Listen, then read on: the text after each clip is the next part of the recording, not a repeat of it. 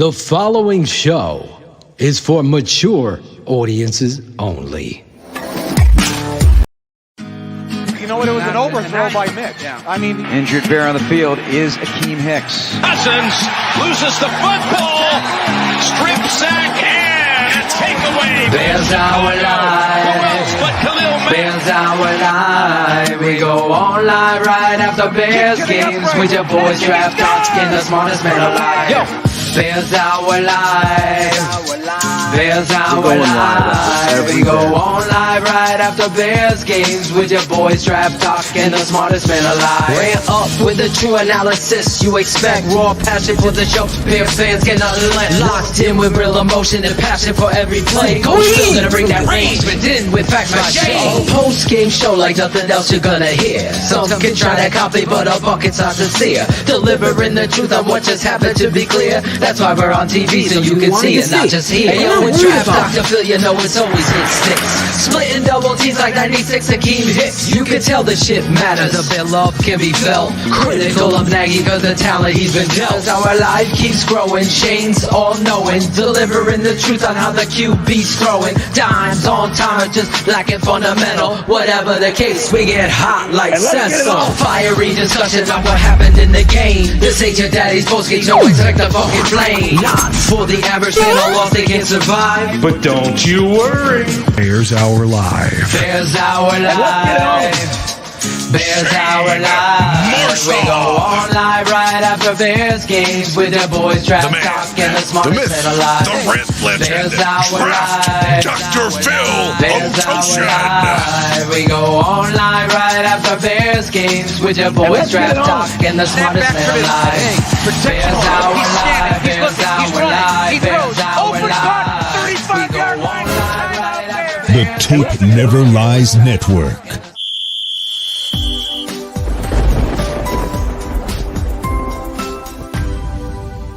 This is Bears Hour Live. Hey, Shane and Phil coming live to you guys with BHL. Chicago heads out to LA, gets completely punched in the mouth, gets out-coached, out-everythinged. Bears finally score a touchdown, down 24-3 to put it 24-10. Got guys dancing in the end zone. We know this whole story, guys. National game, the Bears they show up, and it just shows all of the issues. But I think we all know who enemy number one is tonight. I think it opened up a lot of eyes for a lot of the people that maybe thought that, it wasn't the head coach. Do the Bears need more talent on offense? Yes, we know that. We know they need to overhaul their offensive line. We know that. We can't do that in season. Maybe you'll see them make a trade, but this comes down to the head coach not having guys prepared, taking your best playmakers off the field in time, in the red zone. It makes no sense. How many more times do we need to see Cordero Patterson on 3rd or 4th and 1? Same play, same result. We see it week after week. Bears move to 5-2. Let's get this thing going. We're going to turn it over to Draft Dr. Phil for what should be an epic rant. What's up, guys? Football, it's almost like life. It is life. For me and for you, the loyal fan, and for the newbie that's just learning the game. But as Shane said, and as I always say, team is a reflection of the head coach. A lot of bloggers and a lot of people that don't know the game of football, that don't have the passion or the drive or the desire, they're going to point fingers at everything other than the facts. So let me give you facts. Facts are, you got embarrassed on the national stage. Facts are what Shane said. This is on the head coach. But if you're a member of the Tape Never Lies Network, you watch my breakdowns. I've been showing you this shit every week. Because you have to be maniacal as a head coach. You can't tolerate below average. People are texting me that the media members think that this offensive line is okay. That it's okay. Meanwhile, I put fucking 40 minutes of tape to show you it's not. It's not okay. Because when you face adversity, you face off against these defenses that are fast, you gotta be able to fucking play fundamentally sound. You gotta know your assignments. The definition of insanity is to do things the same, no matter how many times you fail. And yet Matt Nagy keeps doing it. 4th and 1. Let's run toss to a wide receiver to the short side of the field, on the side of an offensive tackle who can't fucking scoop block. You can't even get an edge set. I've seen so much football in my life to know the difference between a good coach and a fucking shoe salesman. You think I'm joking here? You think I don't love this team, this game, that I just want to focus on negativity? You don't know me then. You don't know the fucking person I am. Because I'll tell you what. Tonight, I saw a coach so out-coached, outclassed, out everything, that his team doesn't give a fuck. The biggest indictment is Louis Riddick, his buddy, telling you exactly what Nick Foles said. Coach is calling plays that I know I can't or won't have time to do what needs to be done to complete that, because this fucking shyster of a fucking sham offensive coordinator that shouldn't even have a job in the Arena League is calling these plays. It hasn't changed. It's not gonna change. Ryan fucking Pace! Hire somebody who understands situational football. Understand the realities of what coaching is. The very definition of coaching was lost out there tonight. Overwhelmed in situations, overwhelmed in uses of personnel. The same thing. I sound like a broken record because Matt Nagy's recording that skip. It sounds the same because it is the same. Overwhelmed. Lost. Just like the music. But now it's back. And I can't tell you how I feel because I think you see it on me. I love this game. I would have my players so ready to play and they weren't. Let's be honest. They weren't ready. They were overwhelmed, outmatched on every phase of that game. From the kicking game, to the return game, to the run game, to the pass game, to the defense, to the tackling, to the communication, to the dancing when you're down and getting whooped. All of it stinks like a fart in the wind, blowing right back in your face, Matt Nagy. You own this. And Shane, that is my rant. I can't tell you enough, Shane, that I get fired up, guys. I know you know that. And Claudio, the producer in the background, this game is won on the first play and lost on the first play. I don't come on television like this and put my name to anything if I can't tell you how lost that coach was tonight. It was an embarrassment. It was an indictment of what we've seen, Shane, each and every week. Every week. This is a coach that shouldn't even be calling plays. And like I said at the halftime, and for the patron people, if this guy was your offensive coordinator for 4 years, Asante, do you think he has a job calling plays? It's time to give up the play calling and start focusing in on what your offensive line is doing. Because tonight, we got a surprise for you. Right, Shane? We do, and I am honored and excited to announce this. So every time you see my passion, you see my drive, and you see the tape never lies all the time. You fans, if you haven't signed up for patronage, Shane, put that up there. Go over to www.thetapeneverlies.com. The analysis, the coaching, the teaching, and everything you guys see. Become a charter member. Go over there now. Sign up. 380 something of you have already done it. We can't thank you enough.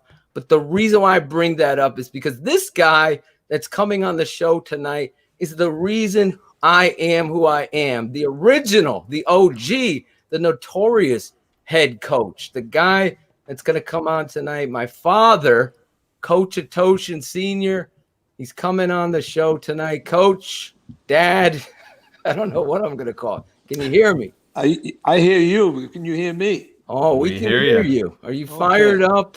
Are you? I'm a little embarrassed for you guys. I am. I looked at that game and I said, my goodness, this is not a pro team coached. I mean, this is ridiculous. I made a list of things here you can't believe. Just go ahead. First of all. Go ahead. No one's going to say anything. You go ahead. Is that all right? Absolutely. I mean, this is the first thing. You got to make an adjustment. The team, they had no perimeter to contain in this whole game. Right. And you know something? You got to take your outside linebackers and put them a little bit outside. Let them outside nine. I said this at halftime, Coach. And they finally made that adjustment. But they didn't have to run that play anymore. They were up by 21 points. Exactly. I mean, it's just an embarrassment. But anyway, let me just say something. Go ahead. The strategy of that team, the Rams, was to run those waggles and things like that, a perimeter outside drill, knowing that the Bears would never be prepared for that. But it did two things. They gained yardage and they wiped the defense out of condition. They were not in condition. You can see how they didn't gang tackle afterward. Mm-hmm. They didn't even try to get to the ball. There was one-man tackles just about every time. They were never collectively getting to that ball. And I saw that firsthand. And there was some coaching errors, number one. Just before, when on the 19-yard line, he wanted to go for it. I mean, you're giving up points, man. Thank God the guy was offside. Coward. Yeah. I said he saved his job, even though they're not gonna fire him. No. But there, you're right. Yeah. How you're going for it? There's still time in this game. I know. Just I didn't believe that. Now I'm looking at some of my notes. Mm-hmm. One other thing was I realized that guy kicks the ball in this twisting angle, but you got to fair catch this ball. This freaking ball. You can't let the ball drop on the 20-yard line and ends on the 2. How many? I would guess, Dad. I would guess at least 40 yards was lost based on him not coming up, fair catching it, even at the 12, even at the 20. He just run up and catch. You're a pro. You're in a fucking dome. Well, you don't know what orders he got. Maybe because of the way he kicks. Is that guy an Australian or something? The guy for the Rams? I think he's an Australian kicker. It's the only laugh I've had tonight. He's he kicks the ball sideways. Horizontal. But let's be realistic here. The ball's in the air. Come up and catch the fucking ball. Oh, Ginn was He was. He didn't deserve a jersey tonight. Yeah, He should terrible. that's terrible. 40 or 35 to 40 hidden yards that the Bears offense, which I thought, did you hear the commentator, Riddick, both him and Greasy were saying truthfully, this offense has to be perfect in order for them to be in the game. Very small margin for error. Very small margin for error. And it's the truth. It is the truth. It's like pulling teeth on every single down, Phil. Yeah. Oh my God. I felt bad for Foles too, because Go ahead, talk about. I think he's an excellent quarterback, and it's a shame that you're not giving him the time. But I got to tell you something. I'd fire that line coach for sure. Those guys don't even know protection, and they don't know how to run block either. Every guy was patty caking. There wasn't anybody firing out. You take a look at the Rams firing out as opposed to us firing out. I said that right in the beginning, right on the Facebook. Go ahead. The other thing is, when you pass protect, you break down and you explode on the guy that's coming at you, whether you use your hands or your whole body into your rear end explosion, like deadlifting or pressing or whatever it is that you have to do. You have to put your body. You can't just come back like a pillow. And all they met at the circle, right around the quarterback, 5 guys hitting him one time. It's like a Chinese fire drill. And it's I send you the tape never lies. You have seen these tackles. I have. Number 72, Leno. He's awful. He's awful. He's awful. I was surprised that they didn't put their best tackle on him. Yeah, Aaron Donald, every play. No, he didn't play on him. I know. I would have done that as a defensive coordinator. He couldn't handle anybody. The other thing was the coaching. Why were they running always at Donald? They could have ran away. Or start that way and cut back, which they did a couple of times later on. He's a Leno. He leans into his blocks, over his feet. The quarterback's getting killed. Your offensive coordinator, your head coach is the offensive coordinator coach. Yeah. Dad. And you got these tackles. Just tell our fans there's over 1,200 of them watching live and more that we can't see. How do you protect the quarterback when you have such poor offensive tackle play? How do you do that? It's very difficult. I think you got to either double team the person you want, use a tight end or a back, helping that guy out, whatever it is. You got to chip. You got to help him. Yeah, you got to chip before you go or whatever. You can't go empties and leave this guy alone. No. All the time. Yeah, I agree with you. That poor guy got intercepted and he just throwing the ball out of there, just trying to save himself. I feel bad for them. Did I lose you guys? No, we still hear you. We can hear you. Oh, okay. Audio's getting the coach ready. If he comes on, then we go and we talk. We see what Coach Nagy's. But go ahead. You still have your list. Well, let me see. I got to put my glasses on to read my own handwriting. The quarterback. There were a number of times that when he got the ball, he threw the ball. Now, if you don't step those 2 steps back, like a 3-step drop from that position, your defensive backs are going to collectively jump on those receivers. So you've got to come back the same way all the time. It's like your 3-step drop. Well, it's this 3-step drop from 4 yards off the ball. But you got to do that. Exactly. Otherwise, there's a rhythm to it. When they're playing zone, they're watching the quarterback, and when he stops, they stop. Unless the receiver's pressing them fast. Right. Once that quarterback's going to throw, it's just before they make their turns, he's going to throw a short pass. And I think you can tee you off on that. I really believe that. But the defense on both sides, they've got great personnel. They got great personnel. Mm-hmm. But I noticed that the Bears did not tackle as well as the Rams.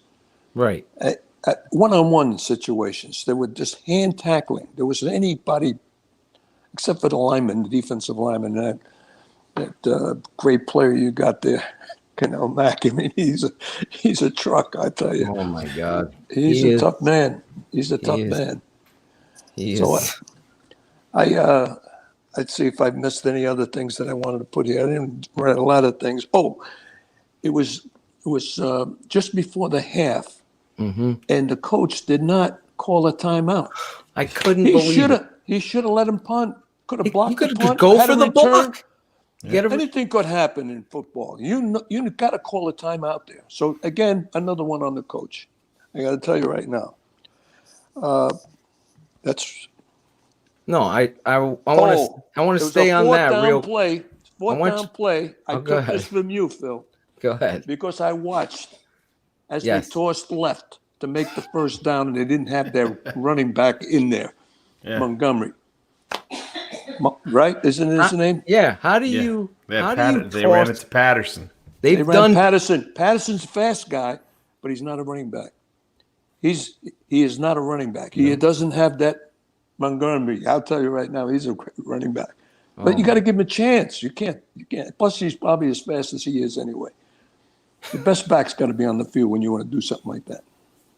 Dad, these are the mistakes that Matt Nagy continues to make. These are things that Bears fans, over 1,300 of them live here, watching you talk and break down.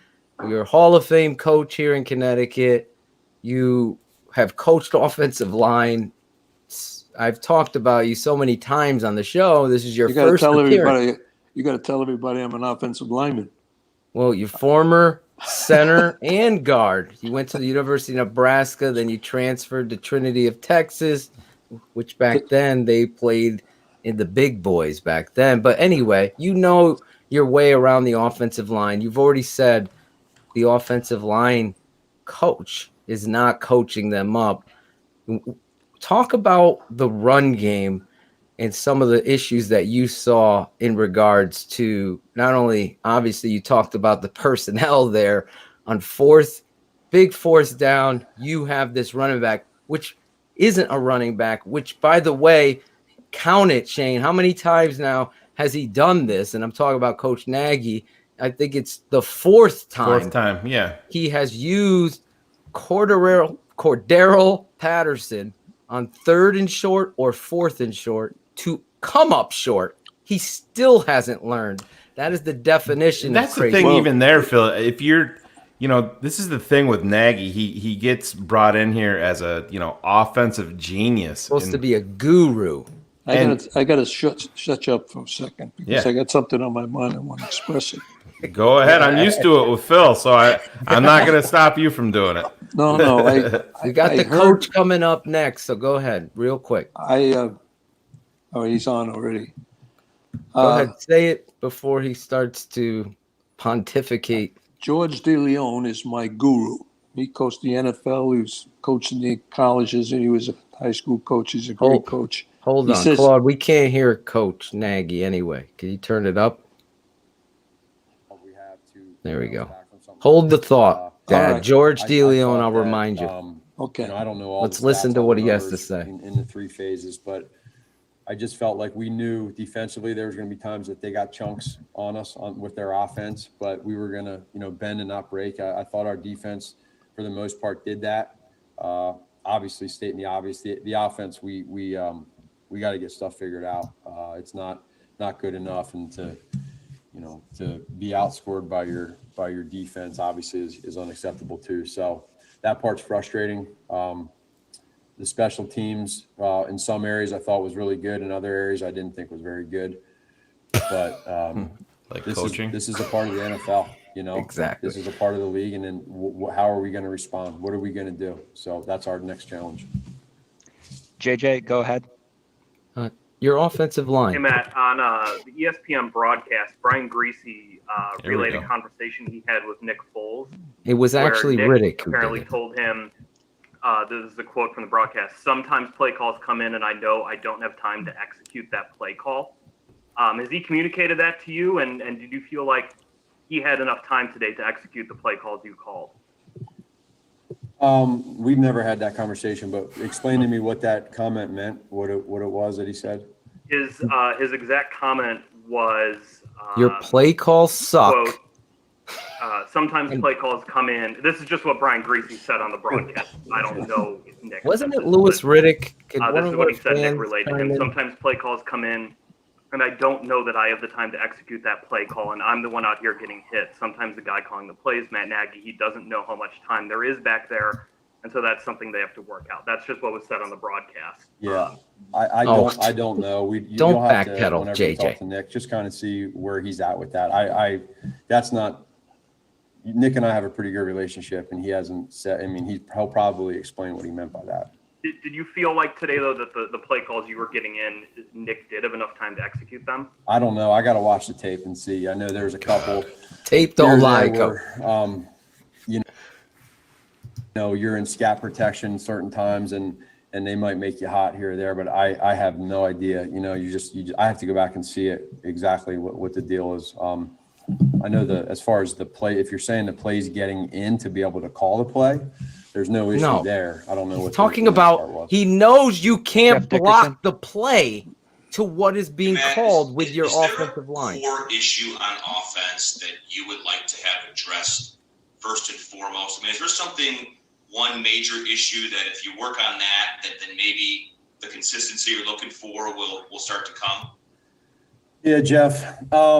Man, this is hard. You know, I've never been a part of this before. So it's a situation where it's for all of us very frustrating, trying to figure out answers. And, you know, the hard part is when you care so much and you're trying so much and you're trying so hard to figure out, you know, that identity and where we're at and the why part. That's the part that stings, you know. It's like just trying to get that thing right, and it hasn't happened. So we have to look at across the board. We have to look at everything, and we've been doing that. And you get out here, and you know, we got to start fast. And when you come out, and all of a sudden you get a penalty, it just kills the drive. You know, and penalties hurt. You cannot have penalties early on in the game. Not a good call. And then when you have situational football, you can't have penalties in 4th and 1 to get a first down and move the sticks. As hard as we're making it on ourselves right now, you can't have penalties. And just that's the part there that for all of us to figure out, okay, man, when is this going to stop? Pat Finley. Matt, traditionally, your teams don't get blown out very often. Did you feel this coming? Oh, Did my you God. have a sense that this would happen? No, I didn't. I really didn't. I thought our guys had great energy. And again, you know, so when was the energy? It's very similar. It's 10-3 at halftime. You know, not scoring many points. They're not scoring many points. You come out, and all of a sudden you get the ball on the 1-yard line to start the third quarter, and it's run to get some breathing room.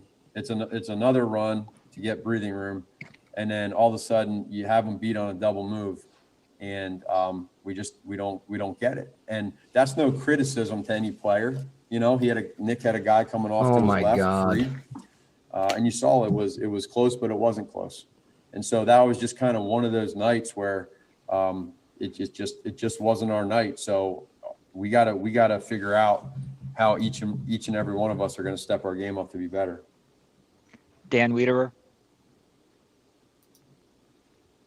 Matt, I was wondering if you could elaborate a little bit more when you said you've never been a part of something like this before. And then in addition, the 4th and 1 to Cordero, what gives you confidence in that play on a pitch play to the short side? Could someone refresh him? I don't think if I'm short side, no idea, coach. but I don't ever remember having our own defense score more than our offense. That's hard. It's happened, Coach. That part I don't like, and that bothers me. 3 points, Coach. The second part is sometimes what happens, Dan, is we scheme plays and we have things and certain looks that we like, and then there's the execution part. I got to go back and actually see the execution part. I know that our whole entire coaching staff and our players coming out of that break felt really good about that play. We all did. There's nothing where anyone was like, maybe we shouldn't do that. No, we felt good. So they made a play. And one thing that I want to do, good that about I didn't that do on the play. front end, is I don't want to take I want to give credit to the Rams and to Sean McVay and his coaching staff and their team. You know, you got to give credit to them. They're well coached. They play hard. He They're a doesn't good know football how to team, and scheme so I don't want to anything for his team. He's too busy giving credit to the other team for out scheming him. Kevin That's the Fishbane. problem. Man, I think And the fucking all media four keeps Knicks letting him off starts, you the guys hook. have failed to hit 70 rushing yards. The run game, I know we They're broke not- it up a they're lot. not But there where are to- you at with it right to now? Just criticize based on him. what you've seen over the They past asked 2 him the weeks. question. Let him criticize himself. It's where am I at with it? It's not where I want to be. I mean, you got to run the ball in this league, and you got to be able to run the ball. And we're trying to figure out ways to do it. And That was the thing I wanted to tell you. They're so we gotta predictable be better there in the direction they go. They Jason went right Leisure. about 7 times to 1, the other Matt, side with that I was counting. with your offensive line, I mean, you've tried what you can. It seems like at this point, I mean, the guys that are on the bench because these other guys beat them out. What else can you do to try to fix your offensive line? We just got to keep there. It's hard when you're in this scenario right now. What happens is He's yet to call out. Just like you said, Charles you start Leno. thinking, okay, is it this guy? Is it that guy? And the only choice we have right now, probably, and I know this for sure, Jason, would be that we have to. Are your listeners listening to this best as well? we can, Yes. and fight through. They this can hear adversity you, me, as hard and as him. it is, because And the word bullshit. frustration is easily exaggerated in these times. And What it he be. should say is that he did a having that lousy happen, job. We have to understand, Admit it. okay, what are we doing that's not Should admit it working? and say let's we're not gonna be do that. working What our are we butts doing off that to is get working? this And let's thing get right. back to more of that. So And then keep. I wish I That's had it. a That's all better you want answer to for say. you, but again, I'm not going to criticize or challenge any of our guys' effort, but something is obviously off. And So that's the we have to problem. figure out what that is, because until we start running the ball, Obviously, you can't be one-dimensional. if he's not going to challenge any of his players, And he doesn't have to do it here. Could you give us a little update on Cody Whitehair? And then number two, Oh my God, as the play Briggs. caller, how challenged are you with the way the line's playing right now? Yeah, so I think Cody's okay. Brad, I got to find out more here on the plane, and when we get going here for tomorrow, he's tough. I hope he's okay. We had a couple I guys don't that know. were getting Gotta nicked up, watch and the I was glad tape. that Eddie was okay. That was a little scary there for a little bit. As far as the play caller, and for me, I mean, and I've told you all this, that Exactly, in the Tom. situation that we're in right Exactly. now as an offense, you get to a point to thinking, okay, where is it, and why is it at this point? And so we just have to look at everything. And I don't want to point fingers to. I just Why, don't wanna do that Coach? to just our offensive line or just our wide receivers or tight ends or the quarterback. I mean, because we're all in this thing together. So we just gotta. I know it's not an answer that y'all want to hear, but we have to keep plugging away. We have to try to fight through this really difficult,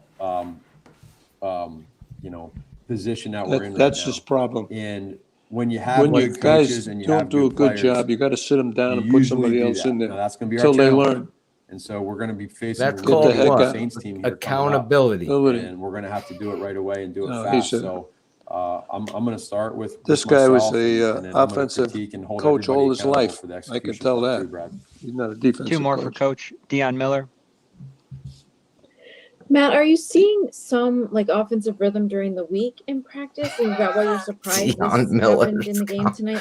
They're saying going you up see it against coming. So did you nobody, feel like you Deion, saw in practice. rhythm coming. You saw them taking the next step. Who's number 11? I did, yeah. I thought it was Darnell great Mooney. practice, especially Good our receiver. Wednesday, Thursday Yeah, practice. he's which a I good think was He's got the Friday. potential. Got the The potential to be a tempo was great great. one. It was fast. There was good execution. Number 12 is Things too. were good.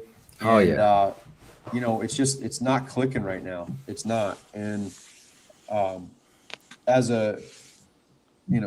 any competitor, and I'm as competitive as. And your person son as is a there good player. That's the part where I have to challenge myself to stay patient and challenge myself to not get frustrated as well, and continue to just keep coaching to the best I can, and look at everything. And so I have to be able to rely on our other coaches that we have on the staff that I have a lot of belief in. And I'm Exactly, talking across Alex. the board, all three phases, but in Alex particular Boots. offensively, what do we do, and how do we get to this point? So I hate to feel repetitive, but The lights are going out that's the on you only thing we too. can do. You know, we're 5-2. It's So telling you to go home. what I said before They're is trying to get them we've to built break this off the little stage cushion, over there. and now it's our job to be able to You can't make this up to if you try. use it and not lose it.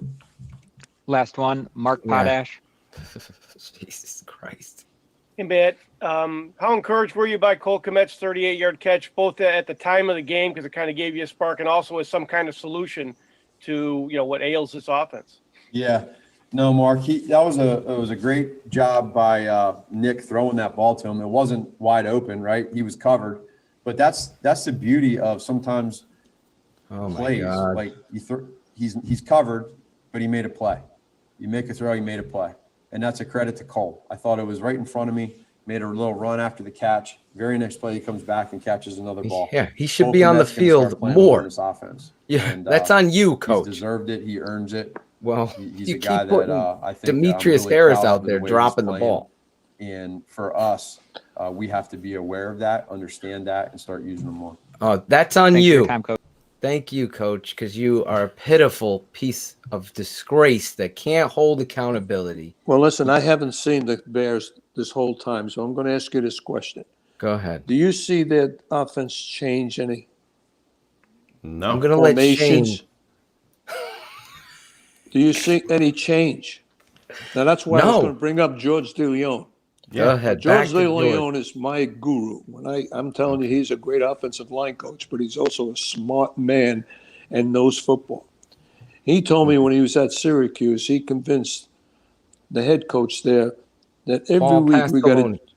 Yeah, he said you got to change every week.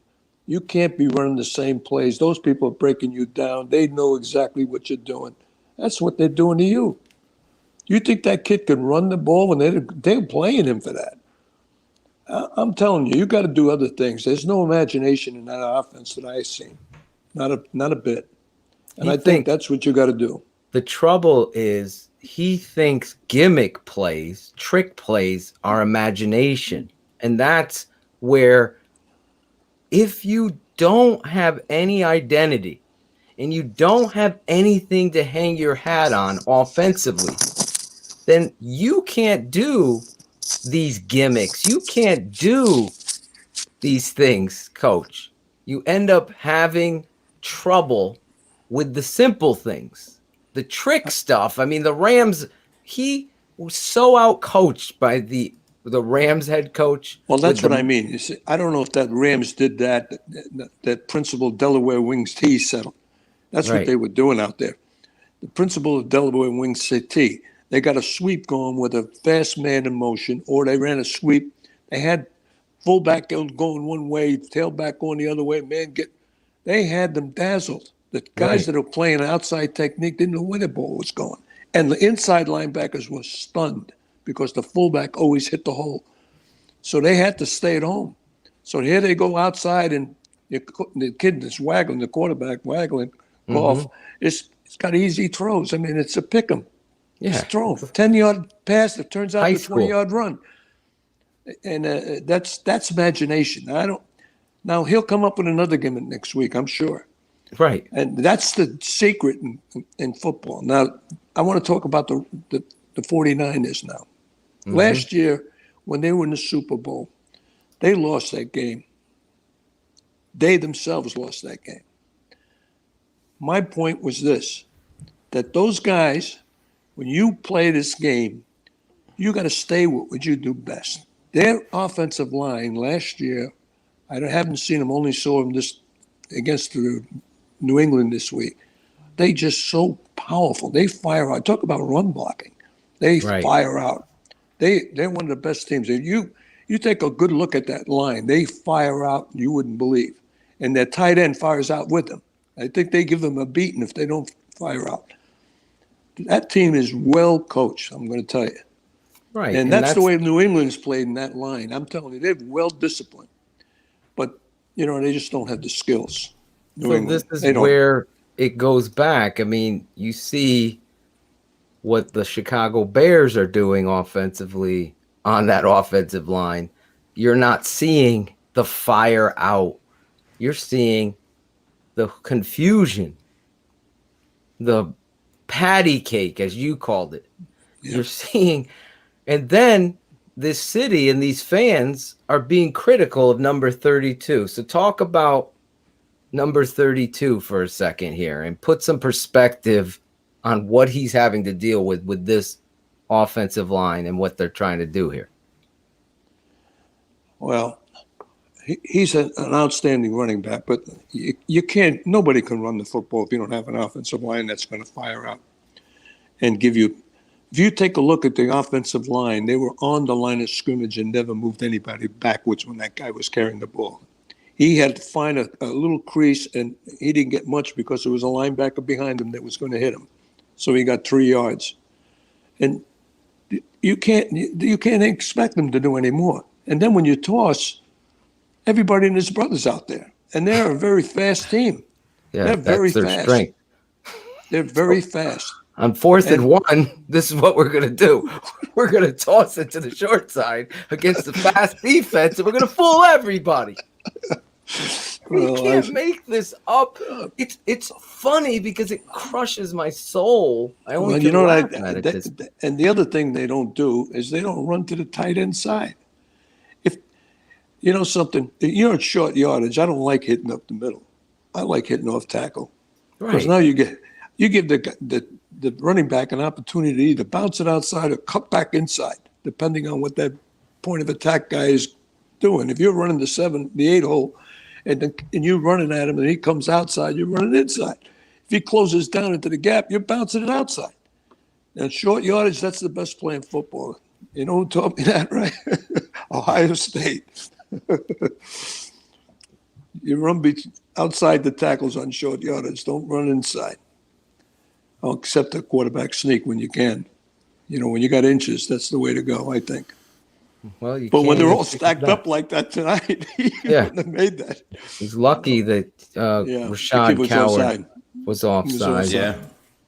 I'm sorry if I'm out speaking you guys because this is your show, but we wanted you to come on because we talk about you all the time. Shane, go ahead. You have a question or comment in here? I just wanted to talk about just something that really bothered me tonight, and it's not really about the game plan, but it definitely speaks to coaching. Coach, you can speak on this. You're down 24-3. Your defense picks up a fumble and runs it back for a touchdown, and you see a choreographed dance, and they're down 24-3. How would you? My blood was boiling when I saw that. I understand these guys are getting hyped, but boy, that's not the spot for it. How would you react if you were the head coach? Well, I reacted the same way you did. I was I yelled to my wife. I said, "Look at these guys. They're going in front of the camera and they're down by 20 points. But why not allowed? Get back over there and get in that huddle and stop this nonsense. That's, something. This discipline's missing something, and it shows me that the coach doesn't have the discipline because when the guys don't play well, they got to be punished. I'm going to tell you right now. I don't care how you do it. You got to punish them, and punish them is they're working harder, sprinting so they're in tremendous shape, and then you have to have a drill where everybody's on the ball, and you got to do it every single day. 11 guys on the ball, and it'll teach them a heck of a lot about football. Everybody's responsible for their gap on the down lineman, and the linebackers are responsible for their gaps, but they also overflow those gaps, and you got to make sure. I mean, they're tremendous athletes. They should be able to do that. You can't take a high school kid and teach them the kind of things that they teach in the NFL. But I got to tell you something. They've been coached for how many years? They've gone through high school, college. I love when I hear these little blog boys talk about the NFL. You get to the NFL, you can't hold players accountable. We have NFL bloodlines. You can hold every young man who's getting paid accountable because in front of their peers is where the biggest punishments and a lot of these guys crave that. And they do. Yeah. They love discipline. And if they don't, they're not on the field. They shouldn't be. Listen, you're the boss. You gotta do what I tell you to do. But you gotta have a philosophy that's so strong, and it can't be somebody else's philosophy. It's got to be what you believe in. And I think that the coaches I've been affiliated with, some great coaches, they all had that. You know what I mean? They weren't afraid. You got to sit that guy down in spite of the fact that you might lose a game. You got to sit him down. He's not doing his job. But you know something? There's a lot of young guys on that team. You'd be surprised how good they are, just to give them a chance. Hey, Nick, and I believe I wanted to that. ask you about 2 plays. First, the interception in the end zone, what your vantage point was on that throw. And then in the third quarter, when you were backed up and Darnell had the double move, what you saw on that play and what caused the timing to be just a little bit off on that one. Yeah, so the first one, they take away our first read. So I was trying to get it to Mooney in the back of the end zone, and they made a nice play on it. That was should have thrown it away. The second one, they were bringing an extra guy to the left, so I was hot. So there's a guy coming off the edge, and we had a double move on. I just didn't have enough time because of the nickel pressure to like really step and throw it. So I actually had to throw it right when he's starting his break and let it go because of they did a really nice job on that play disguising a blitz that we weren't at that time. Our call was different. JJ. And Nick, I wanted to ask you about a conversation Brian Greasy said he had with you that he relayed on the ESPN broadcast. He said that you told him sometimes play calls come in and I don't know, and I don't have time to execute that play call. Is that something you've communicated with Coach Nagy, and how do you get on the same page with your coach in terms of that play calling? Yeah, that was definitely a miscommunication with Brian and I. We do these pregame conversations the day before the game just to give them information. That conversation, Coach Nagy and I have a great conversation on the sidelines. So there might be times where we go through it beforehand and say, hey, what do you think? And there's times where you got to get the ball out quick and whatnot. But in those situations, like Matt and I have a great relationship on the sideline with conversations and everything. Taken out of context. In that situation with Brian, it was just a miscommunication of words because that's not what I was trying to bring across in that conversation.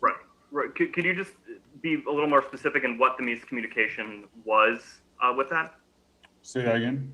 Well, could you be just a little more specific with what the miscommunication was with that? Well, what he was trying. So when Coach Nagy and I talk on the sidelines, we'll go through plays in different situations and go through the defense. And the PR people definitely got right now, to maybe get the ball out quicker. They're bringing some pressures, whatnot. So we were talking about game situations and game, different, Coach Nagy and I's conversations. He's like Michael Jackson doing the moonwalk here. Part of that was, well, he doesn't want to criticize his coach right now for this type of drop. What they're bringing, what I meant. It's easier with that to hey 1, 2, 3 ball out. So that's where the miscommunication lies. Is those are actually conversations Coach Nagy and I have on the sidelines. So that when we go to the field, we're ready to roll. And I think that's a valuable relationship I have with him to be able to talk like that and understand specifically. Y'all heard me talk about, each game is its own entity, so you have to understand how to play it. I like him more. Way. Yeah, I mean, Jason Leisure, respecting. Yeah, he's trying to make him say something. Save face. He's doing the right thing. Nick, with all the struggles you guys have had, what do you feel is right with this offense right now? That's a tough question. I think the biggest thing is, throughout the season, at times we've been able to make plays to help our team to put us in position to either come back in games or win games. Tonight was not one of those examples. We didn't play well offensively, and it's tough. It's you go out there and you prepare all week. You want to go out there and you give it your all. And the Rams did a nice job on us tonight. They did a really nice job. They played fast on defense and disrupted us. But in the grand scheme of things, this is one game, and it's been a crazy season. And obviously we've talked about this a lot. And my mindset is continue to look at it, continue to have these conversations, continue to work through this because the season does continue on. It doesn't stop right now. It's never easy. It really tests you as a player, as a person, because it's not easy. You come to your locker, you hurt for your teammates, you hurt that you weren't able to make enough plays, that we lost, but ultimately it does, allow you to grow because it ultimately sucks, but you have to learn how to get through it. So that's the stage we're at as a team. We've been fortunate to come out back in some games, and this was not one of them. Pat Finley.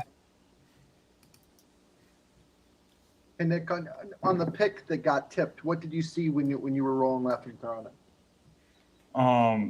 The first one? Yeah. Yeah, so they came down on a mill, and then I was trying to shoot it to the corner of the end zone to give Mooney a chance to make a play. Should have thrown it away. The defender made a nice play tipping it to his teammate. So unfortunate, Deion Miller. Nick, if you and Matt are having these great conversations and you feel like the offense is ready to roll when you take the field, what do you feel like is, as he said, so obviously off right now? Yeah, I mean, if I had the answer right now in this moment, we probably wouldn't be, talking about it. But I'd say just, keeping it real. This is where you test your culture. This is where you test the people you work with, whether it's the coaches and the players. Like, who are we going to be? Are we going to be in it together, or are we going to go against each other? That's where Cassius Clay keeps we're very fortunate to be over and 5-2. Everything's in front of us. Season's not over. I think that's important to remind every single person, not only in the locker room, but out there, the season's not over. We have to continue to work through this. Conversations are important, and then obviously implementing. So what do you got next, Phil? The coaching staff, the players, the New Orleans Saints. Continue to look at ourselves in the mirror and ultimately be there for one another and go through this thing. Like people that care about. They'll be ready to play next week. And it's the toughest part of sports, but I know if they have when anything, I'm done playing this game, I'll look play. back and miss these moments in the sense of, wow, that's where those special relationships are made, and the tough times. Because I look back on some special years, and there were some games and some special seasons that sucked. That you got to the locker room, it was like, tonight it's tough, it hurts, but the good teams really find a way to get through this in a positive way and improve. And I've said it from the moment I got here, I really like our locker room. I really like our locker room. And I know that this is a locker room that can take this and turn it into a positive. Kevin Fishbane. That's a very good answer. And Nick, in your 4 starts, you guys haven't been able to run the ball successfully. I'm wondering how that's kind of hindered what you would like to do, and if you've seen some of these defenses, some of the challenges they're throwing at you just because the run game hasn't been there. Yeah, ultimately I got to play better and help our team out in these situations, and we have to figure out how to run the ball effectively. I think the big thing is just finding a rhythm of who we want to be, and in this situation, we really got to continue to work. We really got to assess who we want to be and find that identity. He shouldn't be answering that question. You should ask the head coach that. That's when we'll take off. But that's where we're at right now. But we have the people here to do it. And it goes back to, once again, believing in one another and continue to go to work every single day for the person next to you. A couple more for Nick. Andy?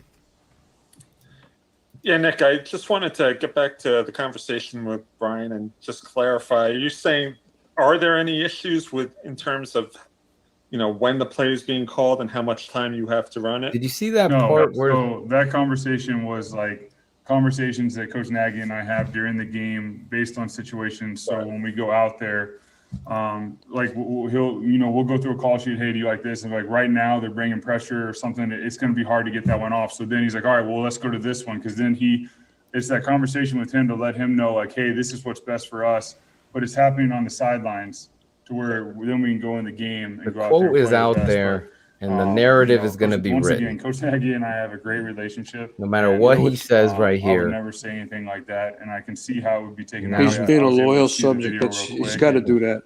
Those conversations. He's backpedaling. Obviously, everything I know about Brian is a great dude. They're quick 5-10 minute conversations, and you can't get into detail. But you'll see Coach Nagy and I during games, like going through his call sheet and talking and going down the line.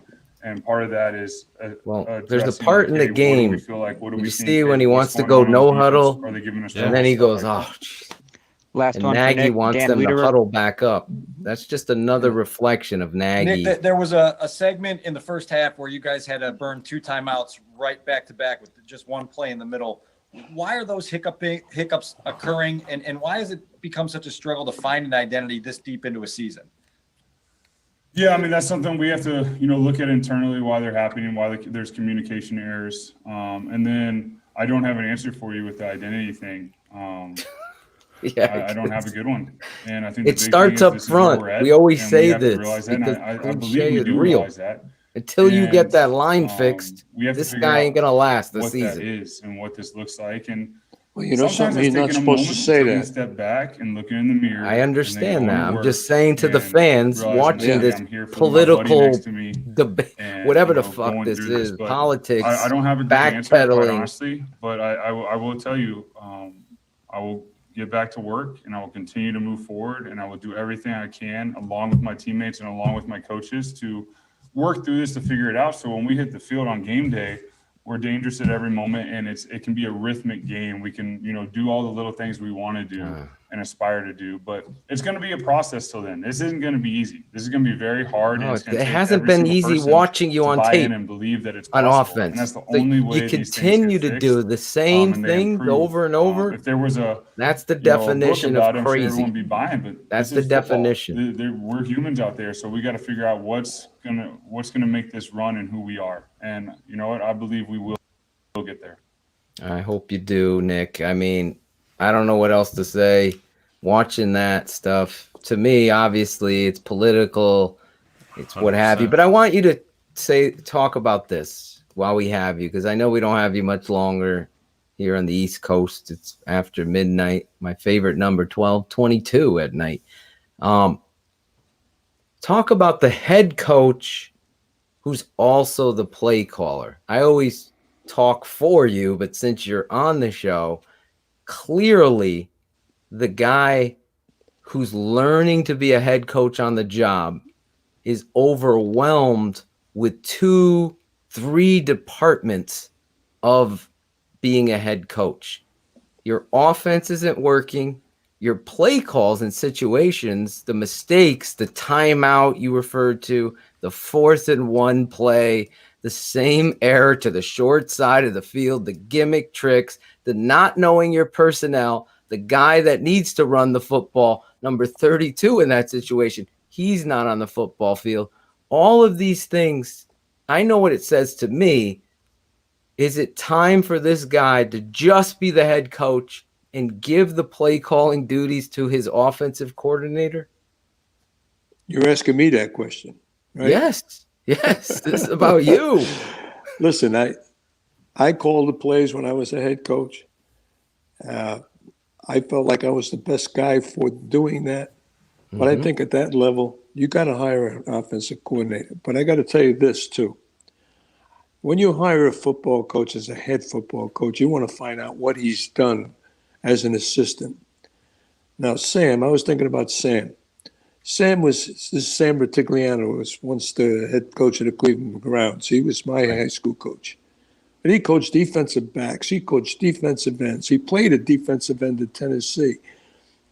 He learned how to play the line. He learned how to do everything, taught quarterbacks.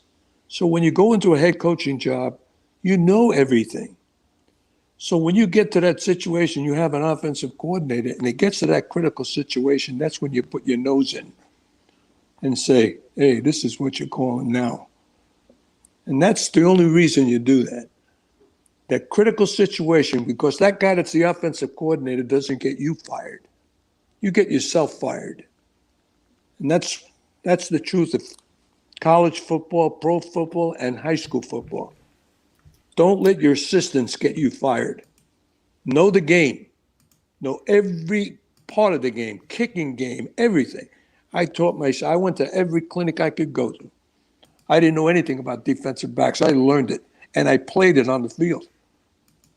Backpedaling and doing all those things. I even went to hurdle. I started hurdling so I can backpedal and twist my body faster. So I can teach those guys how to do it. And I'll tell you something, everything you learn, you put into action.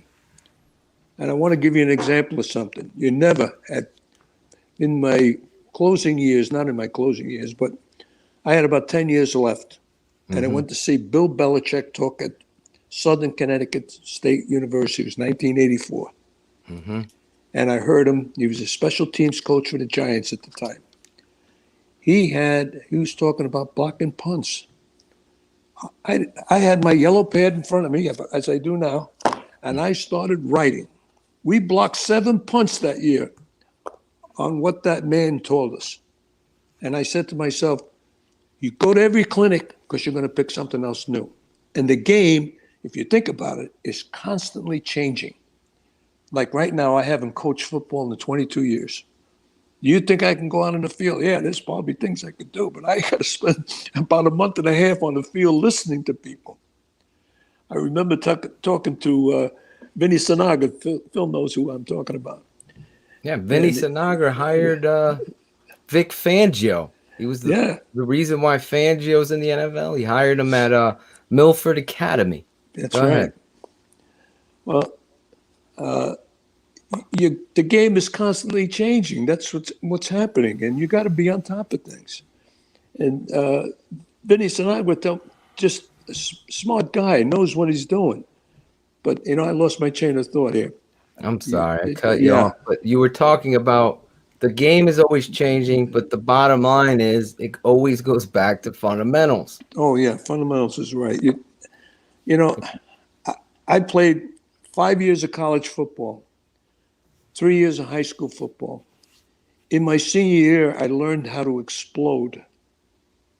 You run through blocks, but you don't have any power when you run through blocks.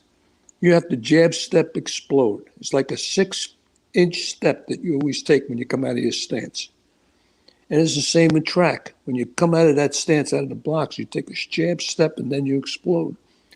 And it's the same thing that I learned as a high school kid from San Bertigliano that I used in my senior year in college, no different. I taught every kid I've ever coached the same way. And it doesn't change. It's the explosion. And when I saw that, when I was making a reference to the San Francisco 49ers, I looked at them and I felt so proud of the way they fired out. Ball. They fire off the ball. Now, when you watch the Chicago Bears, because it's patty cake. Patty cake. It's patty You're cake. leaning into people and you're using your hands to do the blocking. No, you're using this angle right here, your hips and your leg, your thighs. That's the power in your blocking. You jab, step, and explode. Now you use your hands simultaneously. That's when you got explosion. Because you got to jolt the guy. You got to jolt the guy. Once you jolt the guy, he hasn't got the power anymore. He stood up and you drive. But when you start letting that guy control it, it's the same thing. You've heard this thing 100 times. Low man wins. Low man wins. I'll tell you right now, I learned something on defense in the closing years. I learned this. Let me say Attack and react. Never mind read the offensive lineman and close down on him. Attack him. You be the offensive lineman. That guy you got on that team, he's the guy. He knows how to play Canal there. Khalil Mack, you're talking You about. better believe it. He is offensive firing out. And when he does that, he penetrates. And you could seal down, but he got to react to that.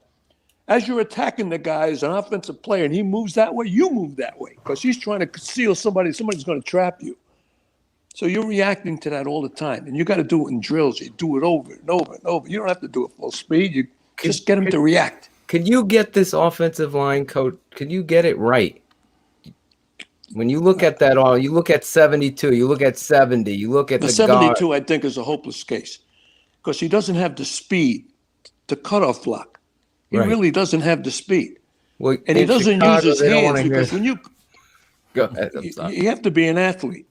You have to be an athlete to be on that line. Your center's the best athlete you got. I've watched all of them. He's the best athlete. And he should be. He played a good game tonight. I mean, I'll tell you right now, the center's always going to be. But your he ended best up getting athlete. hurt. He ended up getting hurt. And I he don't ended know up how. walking I up. didn't know. Listen, I know it's late. Coach Atoshin. I enjoyed it. No, listen, if you loved what my dad, Coach Phil Atoshin, came in, he's going to keep it 100. He's going to be joining us. Me and Shane wanted to bring him on BHL after a win or a loss tonight to give you guys a little taste. Go to the patronage page. We're going to have a special show, me and my dad, breaking down the offensive and defensive line, showing you guys about the tape, how it doesn't lie, unlike the video version that I put out on the patronage channel, which last week, Shane, 40 minutes breaking down Carolina versus Chicago. This week, heads up on the tape because it won't be coming out, the all 22, till late tomorrow. So Coach Atoshin and I will be breaking it down live, take 3 or 4 plays and go through it so you guys could see it. So sign up, become www.thetapeneverlies.com. We'll be breaking down Coach's Clinic with me and my dad. Shane sometimes will be joining us live, breaking down the all 22 tape. So hopefully you guys subscribe to that. Dad, I really appreciate you jumping on with us tonight on Bears Hour Live. It was a terrible, emotional roller coaster for me watching this game. Yeah, I So know. I only could understand. I hope your listeners can appreciate where I'm coming from, and I just love the games as much as you did. I coached for 37 years. You got to tell them that. You're telling them now. Everybody can see you. I love that you came on. You kept it 100. Dad, I don't have any personal issues with number 72. What we see is what we get with it. And I think you broke it down tonight. Excuse me.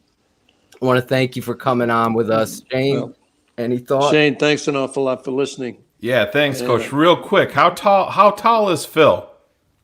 Yeah, how tall am I? I'd say about 5'7". Oh, didn't come in that half though. I don't make stuff up. I love the fact that their next guest coming up just he's so focused on that. I don't understand. They think I'm 5'5". I'm like, I'm not 5'5", 5'7". We'll be going through all that. Thank you. He's a running back, and I was a running back. And my high school coach before San Bertigliano was, in those days, you had one substitute at a time in the 50s. This is 1956, my junior year. I was a fullback, and they made me a center. The best thing that ever happened to me, because I played center and had skills. So as a running back, and I played, and here I am. I'm 5'9" at that time. I shrunk a little bit. I'm 80 years old now, and I shrunk a little bit. But I was a 168-pound center. Nobody even wanted to look at me in college. So I went to a junior college in Mississippi. I got to be 195, and then I was recruited by, because the rules were the same in college, one substitute at a time. So I was recruited by the Southeastern Conference. Every school in the Southeastern Conference was recruiting me. And I went to Nebraska because I didn't want to go back there another year, the junior college. They wouldn't touch you unless you finished 2 years. So I redshirted there, and I ended up going to Trinity University in San Antonio when we were a Division I team, not a Division III. But I played a total of 44 games in my college career, started every one of them. And I'm really proud of that fact. Well, and I'll tell you, he knows I was a tough mother. You are, no doubt. I love the shit out of you. You are the toughest person I've ever known. And that's not just hype, but it's the reality. I'm 5'7". It's been done. The coach has said it. So fuck you, Sandman. It's the over. And the father says it. He ain't gonna even give me an inch, but I'll take the mile. Chris Sandlin's coming up next. Dad, thank you for coming on. Thank God. You were awesome. I appreciate you watching that miserable game and coming on and talking about it on Bears Hour Live. When are you going to call me for the breakdown? You're not going to do this tomorrow, are you? No. We'll get to you. Don't worry about it. Well, I will get to you. I will get to you. We'll talk. Right, I love you. Now that I know how to put this thing on. Now you got it up. We had a whole rehearsal before the show to try to get him on the line, but that's a story for Thursday night. We're going to announce that. I love you. Love you too. Fans loved you coming on. Chris, you were listening in. Did you have fun listening to the old ball coach? I love seeing Coach O on here. There you go. You can definitely tell you're his kid, and he definitely has taught you well. There you go. Well, I don't know. I don't know if you're quite there yet, though. You still got some years of experience to learn, but he's very knowledgeable and fun to listen to. Listen, he could tell a story. He could break down offensive, defensive backs and keep it 100. He's the reason I have no fears when I'm talking football because I learned it all from him, and that's not bullshit. What he did on the football field as a player and a coach speaks for itself here. But tonight, obviously, the Chicago Bears, what a dismal performance. It was very difficult to see it and how it played out. And I appreciate you fans that really, real quick on the side of business. Let me just get these up. My father, like I said, he'll be on the Patreon network doing Coaches Clinic, X's with the O's, breaking down the tape. I'm recording a song for the intro for that show now. And we're getting that together. Shane and I are going to do a live video breakdown when my dad can't do it. So it'll be very live, enhanced video coaching breakdowns. Those of you talking in the chat, I'm so happy that you love the show and everything like that. This show, however, can be found on all on all podcasting. So I got to give you the podcasting apps of where you could find this show. Keeping It 100 can be found on all podcast streaming apps: iTunes, Spotify, iHeartRadio, Stitcher, Overcast, Castbox, Deezer, and finally, officially on Google Music and Podcasts. It's Keeping It 100 with Phil and Shane. Oh, yeah. Keeping It 100, Shy City Sports. That'll be Wednesday night. I mean, usually Wednesday night. This Thursday night, we will be going live on Keeping It 100. Usually we go Wednesday nights. We're making a change. I got family. My daughter's birthday is the 29th. Shane, the Dodgers might be playing. Your dad's a huge Dodgers fan, so you want to have that night to spend it with your family. So we're like, let's just move the show another night because we're going to be up late on Monday night, so we need our sleep. Anyway, we're bringing the swag, the head of the swag, Mr. Sandman, coming on the show tonight.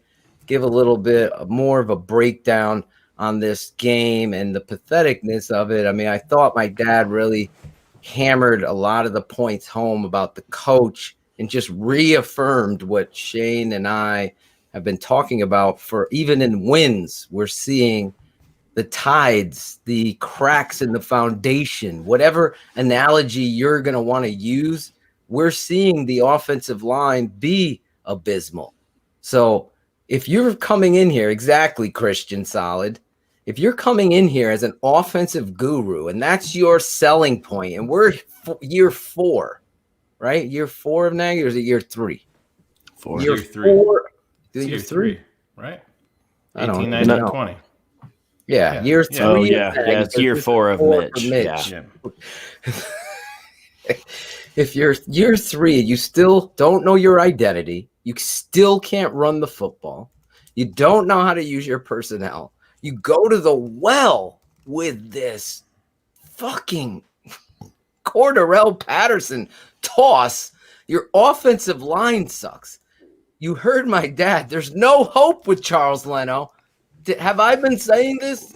I mean, Evan is telling me JJ's on our boy Braggs' pregame show saying he's okay with, I got to get JJ on here. I'm going to start taking out these fucking media heads until they start recognizing the truth on tape.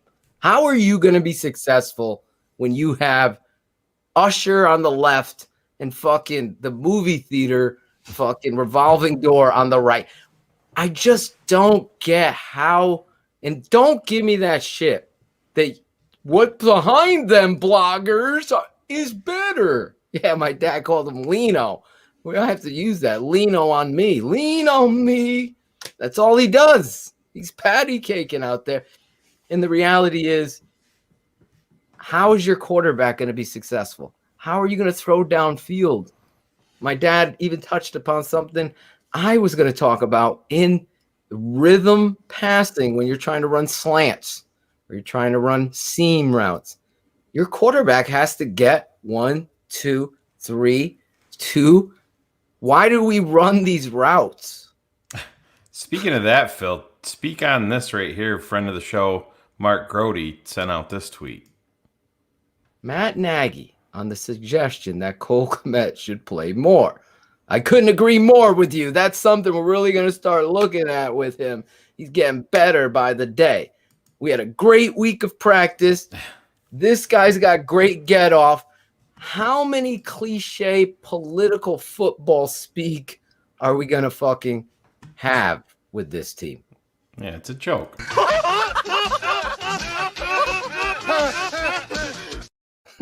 Cars Exactly. is even here to defend himself. Sandlin, you watched it after the devastation that was the Indiana Penn State. This, though, for me, has to be on a higher level of disappointment because you go out there on the national stage, you've already got this narrative that you're paper tigers, and you, as the coach, feed right into that. Talk about it. Yeah, coming off that loss Saturday was pretty bad. You know, I'm a big Penn State fan. A lot of people know. I live in Indiana. My son actually goes to IU Bloomington, so he was down there. Didn't blow me a lot of shit, but he was pretty nice until today. He got me on a birthday. He zoomed in for my birthday at halftime, but it's just I follow the Bears so much, and I'm so passionate about them that this is just a travesty. Matt Nagy's record is great, but I think that's because the talent we have overall is hiding his deficiencies as an offensive play caller. If we had an offensive play caller that knew what he was doing and could help hold people accountable, we'd probably be undefeated this year. You know, I mean, it's just there's so many deficiencies with what he does, and it drives me absolutely fucking crazy that how pathetic this offense looks with all the talent we really have, other than the offensive line and certain players that seem to take plays off and give up when the play's still going on. I mean, how do you put your tight end out on a very critical play who's been dropping passes the last 3 weeks and have your Jimmy Graham, Cole Kmet on the sideline? I don't know. I don't get his personnel decisions. Just like, you know, we've heard 100 times with the Patterson on the toss, the short side. It's the short side every fucking week. I mean, how is he a guru? I don't see the wrong use of personnel. My father hit it out of the park. We've said it 100 times. Like, how do you get in that situation? And then we got, you know, backpedaling blog boys now. It's talking like, no, it's all just a big pile of fucking shit. It's like I said in the rant. It's like a fart that got blown right back in the wind in his face. It's the perfect analogy because it stinks. It reeks. To even watch the guy annoys the shit. When he ever, and I saw Shane text in that group, right when they lined up, they're like, oh, this is getting fucking stuffed right here. Yeah, you knew it. You knew it. That was the fucking comment. And how many of you in your hearts, go ahead, tell me in the chat, believed when you saw Cordero Patterson there that they were going to get that first down? I was livid with just the personnel and the formation. If he got the first down, I still would be like, you fucking scumbag, gotta be the fucking smartest. Well, that's the entire point right there, Phil. And I think we run into that issue with a lot of fans and a lot of people that may be pro Nagy and think that it's a I don't want to say a personnel, but the players that are on the roster, that they're not good enough. We're not calling out plays just because they don't work. We're going to call out a play that does work, where you can see that you're very, very lucky. Like, what did we see what did your dad bring up on the 4th and 1 from the 19-yard line? You got lucky that Coward did that. You got lucky. You know, and it's just, Phil, you've said for a really, really long time that it's like he's got a joystick in his hand and he's got a little small screen. He's picking plays and playing Madden because there's nothing that sets up something later. Ken, and you knew it because Claudio could tell you. Sorry, Shane. We have what Sandlin said. We have the talent. Listen, I'm not afraid to pat myself on the fucking back and you get mad at me. But the reality is I'm patting myself on the back with proof, with fucking proof, not patting myself on the back to erase and delete my fucking tweets and erase everything I said. I want to be right. I am fucking right. I am. So you want arrogance? You want fucking truth? You want to keep it 100? That's what this show is. That's why there's a fucking 1,000 people listening in and 7,000 watching it later. 8, 12, whatever the fuck. Because you fucking care. I care. This is an embarrassment. Speaking about the 7,000, Phil, before you move off of that, we were going to break a little news tonight. That software that we stumbled upon, that my buddy developed for YouTube, we've had a lot of people in the chat room asking about the thumbs down that instantly come up on everything that we do instantly on YouTube. Oh, so funny. So the software that we have now, we can see who the names are. The thumb down. Yeah, the community can't, but Phil and I have access to that, and we can go back and see. And it's very, very strange that it's the same exact people that as soon as the show starts. You think you got an axe to grind? Come on. So listen, you've been outed, so keep it up, guys, because now we got the names. So we do appreciate that. 7,000 subscribers on YouTube. The growth over the season has been tremendous. Right on the lower third, scrolling right here. The Patreon is open. More analysis, more live shows. At halftime, we went live. I was giving my speech, and then I had to go live on the fucking after that fourth down play. I couldn't take it. I went live on our page. I love you, Joe. I love some of these fans so much because they have it in there. I owe that to them. So fuck you little fucking troll ass fucks that want to talk shit. I'm living that. I confront everybody. Anybody you want. You want them on there? Happy birthday, Sandman. Yes. You want them to come on the show and face off with me and Shane. Ask them to come on. I got no qualms with anybody because if there's one thing I know is this game of football and this roster team and this shitty coach. I've said it before anybody said it. And Shane will have my back. I've called this guy out for the shoe salesman. And I continue to see the same things when bloggers start fucking throwing some love instead of shade Shane and Phil's way because you're taking everything we say and you're writing your little fucking stories about it. Quote me on this. Ready? This guy is in over his head as a play caller. He's going to have to give that up because if he can't hold people accountable, like I've said for weeks, then you're going to continue to see this travesty of talent be wasted. Does it take a genius? My father goes, what, Shane? Number 11. He doesn't know the roster. That's a good player. He's going to be number 32. That's a good 52. He's an ant.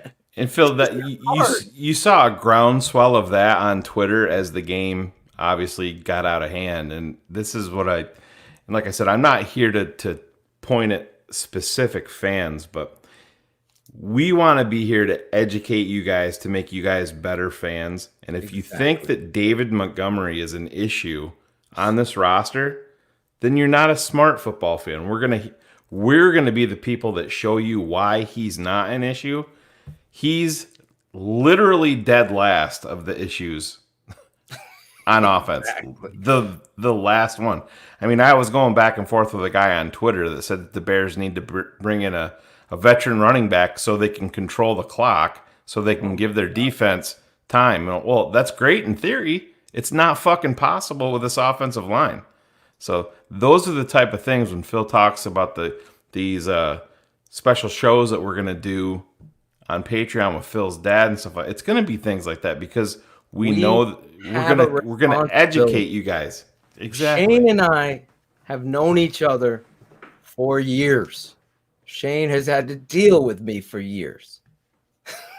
But the reality is, I know this game, and I know Shane knows this game. And there's very rare occurrences where we don't agree, and we'll go at it. We will. Because we're fighting for the truth, not to be right. We're fighting for our truths. So coaching, for me, has always been the problem here. It's not close. It's number one. You've heard me say it. Maybe you could say the GM's number one. But at the end of the day, the GM isn't out there making decisions on game day. There you go. He wants to be called out, Richard. There you go. We put you up on the big right screen. here. Call me out. Montgomery is an issue. I don't give a fuck what anyone says. Monty is a problem. Two aside form. Okay. That's just wanting to be contrarian because you don't watch the tape, so you can't see. There's nowhere this guy can be successful, and he's still being successful. You can't, there's no, in the history of the NFL, there's no running back that's successful without a good or decent average offensive line. You've been fed this narrative that the offensive line, but tonight you heard the question, Sandman. It was, what's his name? I don't even know their name. JJ starts with the offensive line. Brad Biggs talks about the offensive line. Then the other, Mr. Debbie Downer, Negative Nancy. What's his name? Dan Weeder. Dan Weeder, offensive line. What does the coach do? I'm not going to call anybody out. I'm not going to call anybody. Got to review the tape. We're going to have to review the tape. I'm not going to call anybody out, but you know, I'm trying. No, take it on the chin, coach. You suck. Montgomery is getting hit. When you were running these games and you have patty cake blocks and all of these offensive linemen not exploding, as my father was pointing out, I break this down. Have you gone on, what was his name? Have you gone on to our YouTube page? Just watch the tape. Never I'm not laughing at that. what? I'm laughing at Richard's rebuttal. Richard, that was his name. Richard, please, Richard. He watches the game and he sees 1 yard run. So that's Richard. Stats lie, tape doesn't. Go over and you're giving Richard enough airtime because this is like it's somebody wanting to be the contrarian. Just go watch the tape. Any fan, you think I'm gonna attach my name? I put it out there. This is Draft Dr. Phil. It doesn't say Shane Marcel. It doesn't say Sandman. It doesn't say the old network, 0.8, whatever it is. Doesn't say anybody. It says my name. I say 0.0.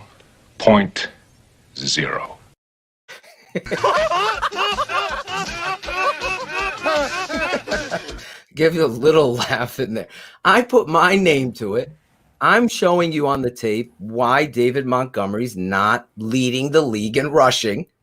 And it would be impossible for anybody to run behind the line. This is the same coach, and Sean Sierra pointed this out last week on Keeping It 100, that traded Jordan Howard out of town when he was the second leading rusher in the NFL. He traded him out of town. He couldn't fit him. He doesn't fit. The same issue, Sandman. Jordan Howard, 9 yards.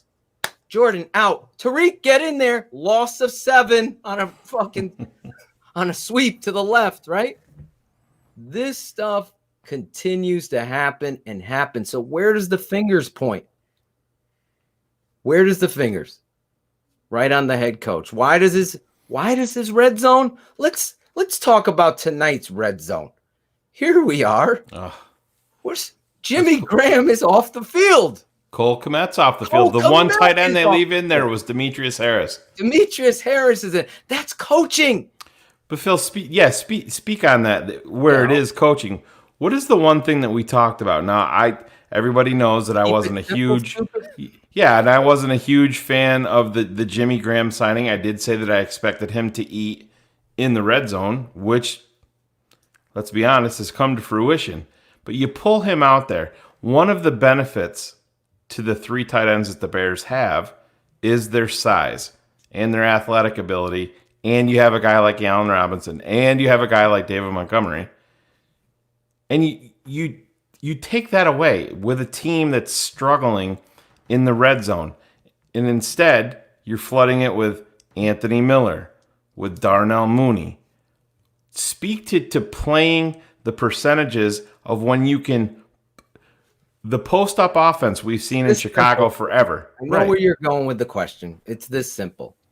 Shane's talking about what do you do? So every one of you in the chat, including Richard, is going to be offensive coordinator. You're having trouble protecting your quarterback. Matt Nagy doesn't go and help those tackles on the edge and help his quarterback.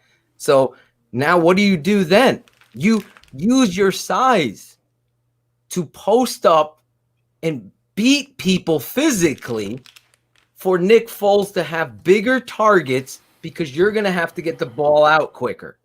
So the fade ball, the jump ball in the corner, the slant routes become so much more important because, listen, it's the law of physics. If Cole Kmet is 6'6", 258 pounds. You saw it on that catch. Exactly. You saw it on that catch. And Jimmy Graham is 6'7", 260 pounds. And you are running slants. And your body is turned. And that size difference forces a 5'10", or we'll give him 6 foot, 208 pound DB. He has the advantage. But no, Matt Nagy, he wants to run jet sweep, reverse. Let's do something trick. No, at the end of the day, you got to go back to fucking matchups. It's matchups in football. Even on that last play where Jimmy Graham's running in motion and they let up a sack. There's no design there. There's no rub route. Give it a two horse option, I would call it. Your tight end's coming in motion. So now the read is going to be, is he creating leverage? If not, he's going to automatically rub the shallow cross coming underneath. So it becomes a 2-man route. Is it Jimmy? No, it's the under route coming underneath it. And then you get a play. Instead, you get sacked. There's no understanding of personnel. Nagy is the worst play caller. Worse than Mark Trestman. I'm going to get it all out there. Worse. I would rather have Dowell Loggins calling plays tonight than what I saw out there. I'm dead serious. At least Dowell got in the eye and fucking ran boot. Run the waggle with your tight end. Run a fucking slant. Oh, by the way, you know who's good at running the slant, Shane? Yeah. Allen Robinson. He's really good at that. Javon Wims. Javon Wims, 6'4". Oh, somebody that you can't even dress. Riley Ridley, the same size. So, listen, the proof is in the pudding. That's why I laughed on keeping it 100. I love cars, but there's no saving.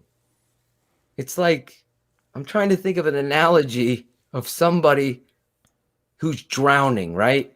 And you go out there and you're getting pulled under the water. You have to worry about yourself sometimes. If somebody's hysterical and they're going on you, you have to worry about yourself. So condense the playbook. Help get rid of Leno. We've already seen it. I don't even understand how it continues to happen, Shane. At this point, it's you have to make a trade. If you don't like the backup. Ridley pissed off Nagy 2 preseasons ago. We broke that news, by the way. We did. Shane, That was you us. actually broke that news. Yeah. Yes. What happened was, go ahead, Shane, tell the story. Yeah. Riley Ridley called out the head coach. Yeah, well, it started with Anthony Miller. Anthony Miller did it first, and Anthony Miller got sat down. You saw his participation drop and his snaps drop, and Riley Ridley did the same. And he's gotten a little bit of playing time last year, but not too much. I mean, they were pressed into play there at the end of the year. He did some things. I happen to be a Riley Ridley fan, but Matt Nagy, to this day, has held it against Riley Ridley and flat refuses to play the kid. And I mean, you're struggling on offense. There's obviously an issue there. We've seen Anthony Miller drop footballs every single game that he's played in. Doesn't matter. There's no accountability there. But you're going to let this kid that you drafted in the 4th round, and let's not pretend like 4th round draft picks are throwaway. That's the same round you drafted Eddie Jackson in. Exactly. Same round that you drafted Tariq Cohen in, Nick Kwiatkowski, all these guys. Got to give them a chance. Yeah, you could find talent throughout the whole draft. Everywhere. And those blog boys that say, well, they don't have anybody. Shane, you made the great point. I'll let you make it again. Talk about they don't even know what they have. No, you don't. And you're correlating the fact that these guys that an unknown isn't ever going to be known, isn't ever going to play well. I mean, if that was the fact, then there would never be a Kurt Warner. There would never be a Steve Young. Oh, you've been a backup for all this time, so we're never going to invest in you. You don't know. Let's take a guy on our team that right now shouldn't be playing. 72, Charles Leno, was a 7th round draft pick coming out of Boise. He had no expectations. We had no expectations for him. He did show some passion and some aggressiveness as a guy at the bottom of the barrel trying to fight his way up to the top. And then he came out and he started as a 7th round rookie. I can't sit here right now and tell you with a clear conscience that if you bring in Arlington Hambright or whatever Hambright, Spriggs, Hambright, activate Latavius Simmons. I can't sit here and tell you that they're going to be worse. I just can't. Phil, your dad said it perfectly tonight. We watched one play with Charles Leno. He just stood and put his arms out like this with his hands extended.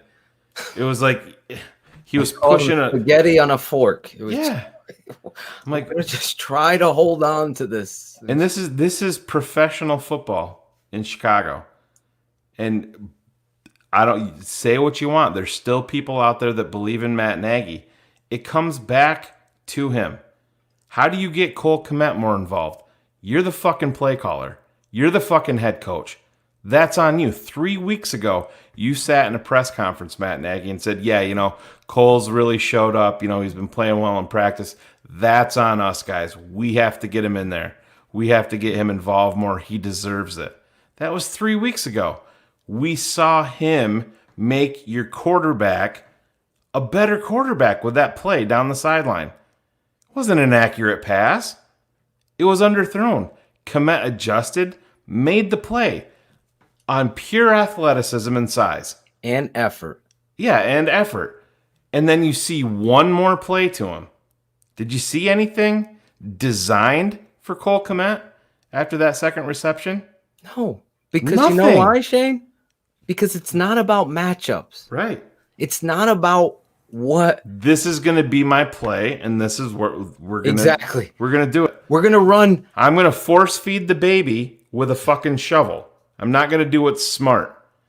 I'm going to run my plan. I'm going to take this fucking square peg, and I'm going to mash it into this fucking hole, no matter what. And it's sad. That's the problem. Because I think if Nagy wasn't so stubborn, I think he's probably got his benefits. I mean, for the longest time, I wasn't down on Nagy anywhere near as much as you were, Phil. But tonight, I was completely done Completely done. What And would Marcus like us to solve? We're giving Marcus, I'm giving you the answer. It starts with holding this offensive line accountable.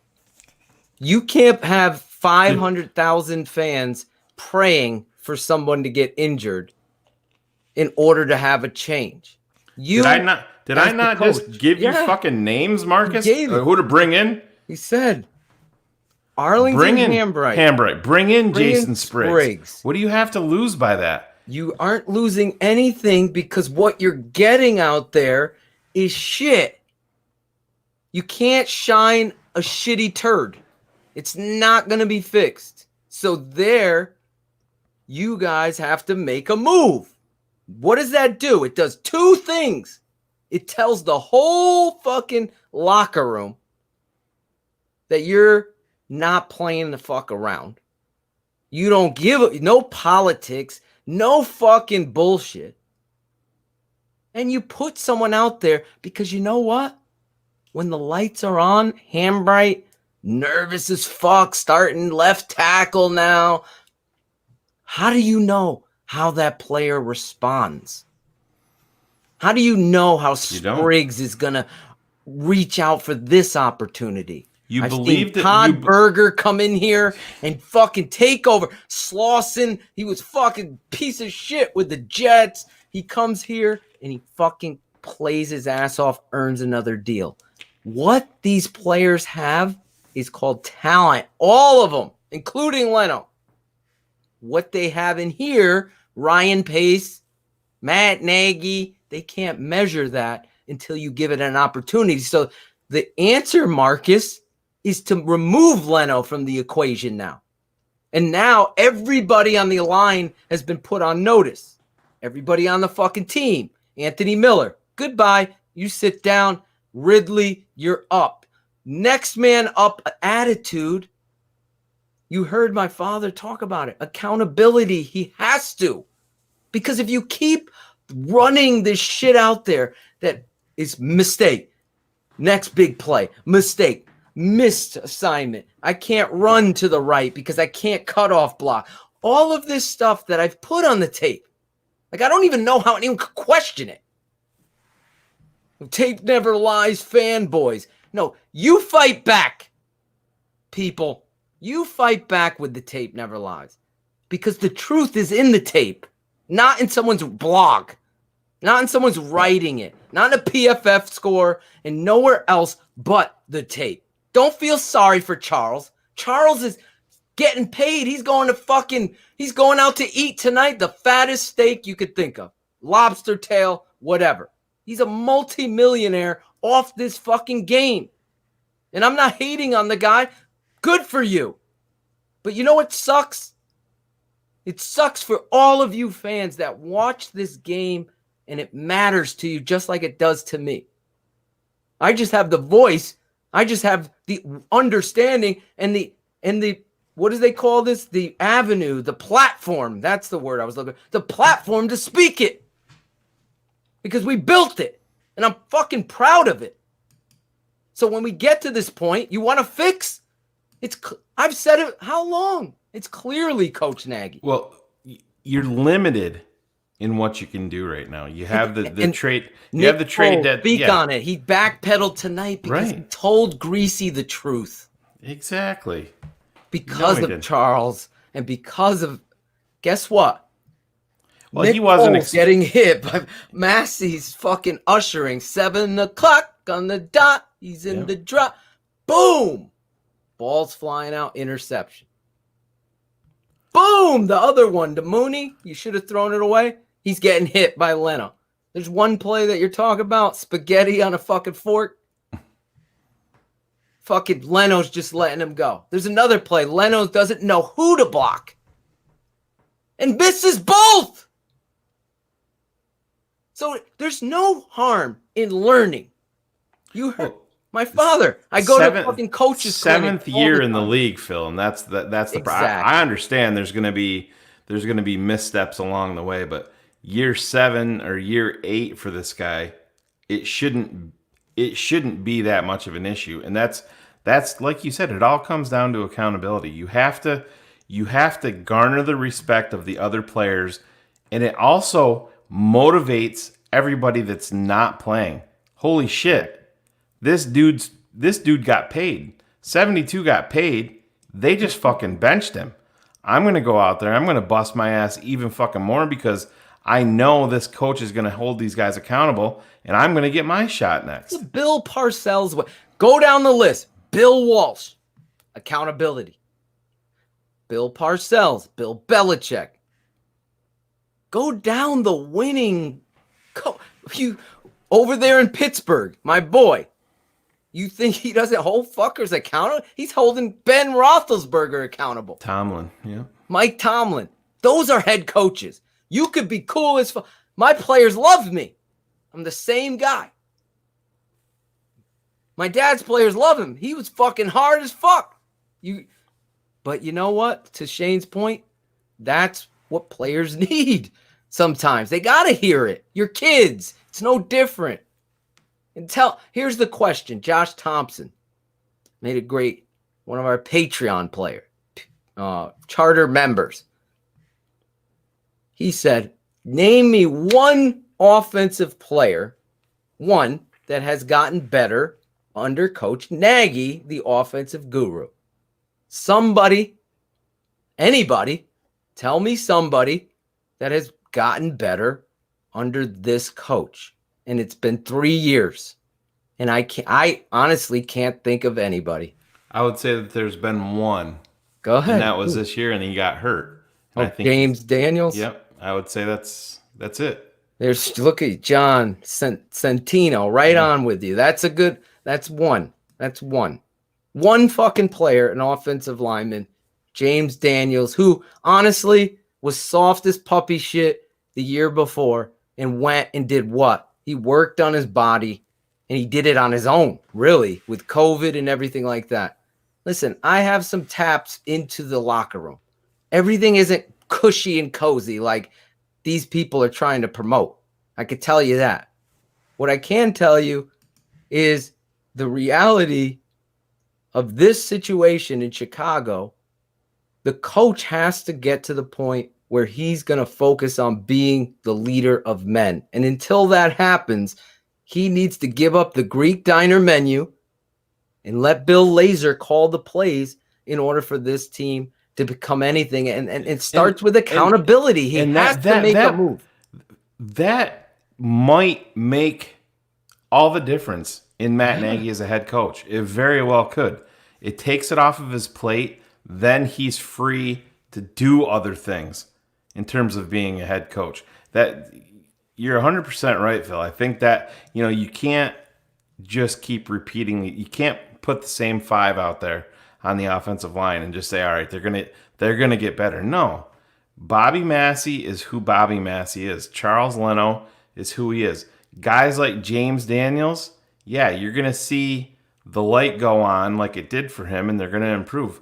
Cody Whitehair has regressed this year. Let's just be fucking honest. He did play well tonight. He did play well tonight. I think fired up. I think Cody Whitehair is a little heavy. He might be a little, he put on that fucking COVID-15 and the baby 12. Yeah. So he's got to lose some weight. The reality is, guys, if you're not and haven't, we're close to 400 patron members. And I hate to be on the business side, but we're at 388 patron subscribers. If you want in-depth analysis like nobody else is doing out there, we're going to have live shows, live streams, pop-up shows, Q&As like Marcus Robinson wanted. You're getting here live. Obviously, we keep it 100 this Thursday night, not Wednesday. So set your clocks. Wednesday, normal, keep it 100. Thursday this week, though, we're moving the show because Monday night, birthdays, family stuff. Wednesday, we're moving keeping it 100 to Thursday. We're going to have former Bear offensive lineman Steve. Edwards. Stevie Edwards going to come on here. He's going to talk about these tackles. He's going to keep it 100. I've already seen what Steve's going to bring to the table. So we're going to have him, and we're going to have the Bears barber, Lawrence Funk, is going to come on. Maybe we can, get him have the sharp edge on somebody. Put it right here. If you don't fucking fire out, I'm going to fucking talk to you there, Charlie. Hey, Phil, if you want to put me up here, Brian Greasy, shout out to EJ sending me this clip. EJ. I'm not gonna take the time to upload it because it's gonna take too long, but I'll play you the audio for it. All right, this is cool. Brian Greasy's rebuttal post game to what happened. So let me know if you can hear this okay. Let's do this. To lose, and they did against Chicago. So there were questions about how they'd stack up against this Rams defense. And the offensive limitations in this game for the Bears obviously has part to do with who they played against, but maybe part of it has to do with who they are. And I was interested in some of the comments you made on the telecast about Foles and play calls and the ability or inability to even try to get those off. How stifled is that offense, do you think? You know, Scott, it's really disheartening as a quarterback when a play call comes in and maybe it's a 5 or a 7-step drop, and you know that once you get back to your 5th step or your 7th step, you don't even have time to take a hitch to get rid of the football. And yeah, you might want to push the ball down the field. You might want to throw a 20-yard out. But in Nick Foles' mind, he gets back to his 5th step and he takes the check down right away because he knows that they don't have the protection up front. Now, part of it is scheme, but a big part of it is personnel. They've had injuries on the offensive line, but we've seen other teams when they have injuries on the offensive line, like Dallas, right, or like Philadelphia, they struggle as well, and the Bears are having the same kind of problem. Look, these are the kind of problems. Yeah. It doesn't. EJ, one of our charter patron members, is kind of producing here. Look at that. He doubles down. David Schlichtler. How do you say his name? Schiltzer. How do we say that? Can you say it? Schiltzer. Shane got it right. Number 389. We're 11 away from 400. Sandlin, show them the TTNL shirt that they're gonna, not that specific one, but this one right here. Sandlin's got one over his shoulder there. Okay. Whoever number 400 is, we're going to send you guys a free t-shirt. Number 400, you are getting the TTNL t-shirt. So let's make that happen tonight. You can break the 500 news if you want, Phil, because that's the something that we talked about today. Once that 500th patron member is going to come on, their choice, keeping it 100 or right here on Bears Hour Live. You're going to be on the entire show with us. The entire show, like Chris Sandlin is. I don't know what he's doing. He hasn't said a fucking word yet. Welcome to my world, Sandman. No, Sam, we're going to get to you. I'm trying to give Shane some time to talk because I know how it is. Yeah, see?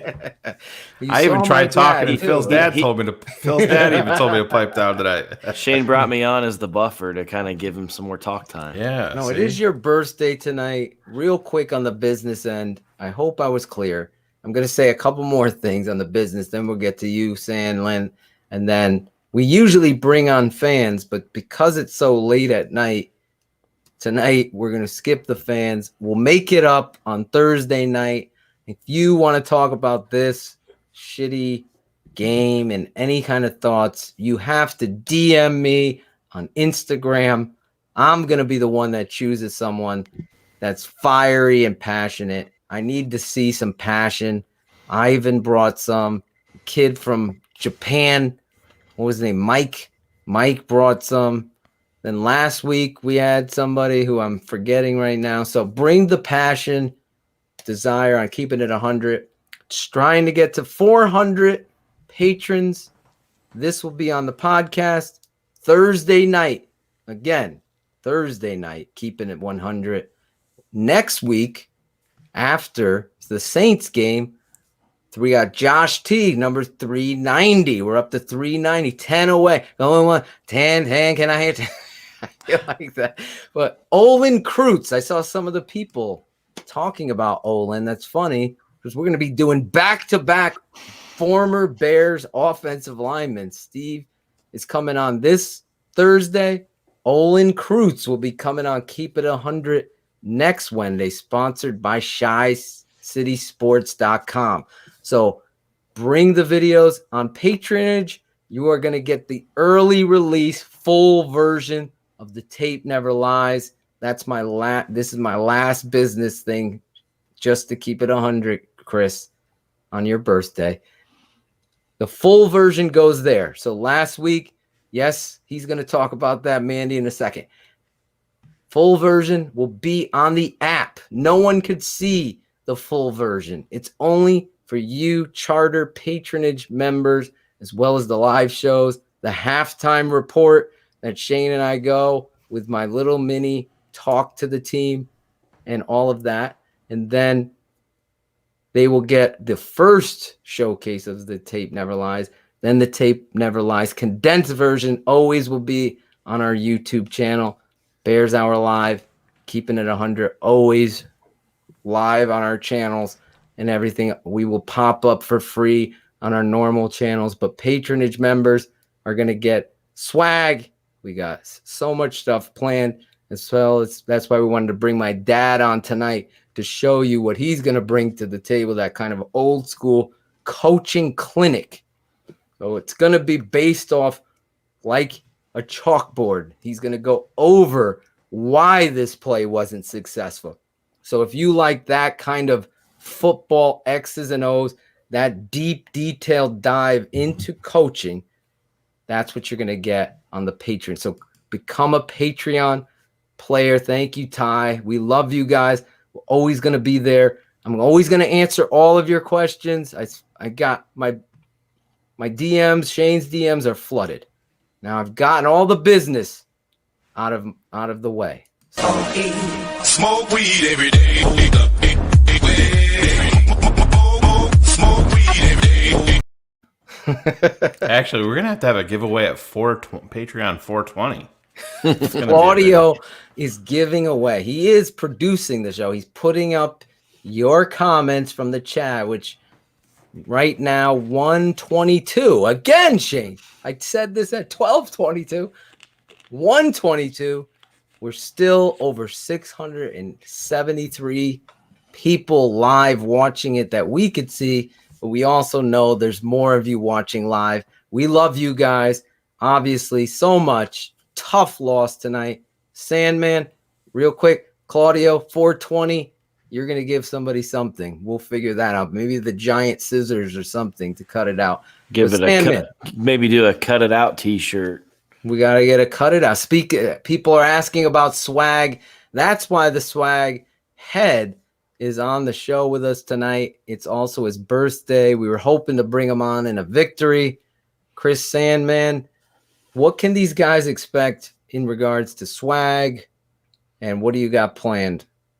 So right now, we're still looking at some of the pricing, trying to get our vendor to drop some prices. We need to have a meeting. We've only got a few shirts among what everyone has that's part of the network. But we're going to be doing some T-shirts, some hoodies, some hats, hopefully some beanies, or like Phil likes to call them, Scullies. So we're looking into some Tape Never Lies shirts like the one I showed, some Keeping It 100, BHL. So we're trying to get that wrapped up so we can start selling it so that you guys can get it for the cheapest price possible and best quality, of course. But those of you that know me know that when I do swag, I go all out. So I will pretty much have every piece of swag and then some, because I do a lot of stuff on my own too, just to promote it and get it out there. So yeah, but definitely we've got a lot of things planned. I don't know exactly when we can start selling, just because the orders are probably going to come in, and they're going to probably come in fast and a lot. So we got to have a few more meetings with Alex Acevedo, the other swag man. That he's the one that really put this in motion. So he's really the head of this. He's the one that's got the contacts and stuff. So me and my wife, Mrs. Swag, Yep, she's helping me with some of the designs, and we're trying to get some things set up and talk with Are we gonna Alex have about a everything. TTNL visor? No. Maybe some more promotional videos, but There he no is. visor. The Claudio. Finally, Finally got it working, guys. What's up? What's Smoke weed every day. Smoke weed every day. I was gonna say we went through a whole show and you did not play that. I was like, okay, I'm waiting for it. Oh my god! I got some guy in here in the chat saying, "Come down to DC, I'll smoke you up." Hey, I don't even smoke. That's the funniest thing. I don't even smoke. Yeah. Wish you weren't a liar, Claude. He doesn't smoke during the show. He's talking about. That's the specific. Oh shit! Asterisk. Yes, we're gonna have plenty of creative T-shirts. Alex Acevedo, huge part of the swag team, the swag man. He's also producing stuff for us, and really, this show is always focused on the game and a little bit of business and promotion for what's to be expected. So we always try to keep it very transparent, honest, and come from that place. And Chris, on your birthday, obviously a lot of fans reaching out, wishing you a happy birthday. It's been a tough football weekend, for God's sake, for you. Yeah. And this really was the cherry on fucking top. Yeah, because this is the one I was really looking forward to, and I've been nervous about it because we pretty much know it was going to be a defensive game, and both offenses have struggled, but it doesn't look like the Rams' offense struggled too much against us. Every time they were getting tackled, they were still getting another 3, 4, 5 yards on top of that tackle after contact. It's like none of our guys did that, But I don't know. It's very disheartening. Pisses me the fuck off. I know. I hear you. Believe me, I've had several eruptions tonight. We're at 392, 8 away on the patronage side. We had a deletion. All our videos will be, if you've seen there, they'll be up in the library, so you can contact there. We'll also be going live pre-game sometimes. Every halftime, it'll be either me and Shane or just me if Shane can't make it.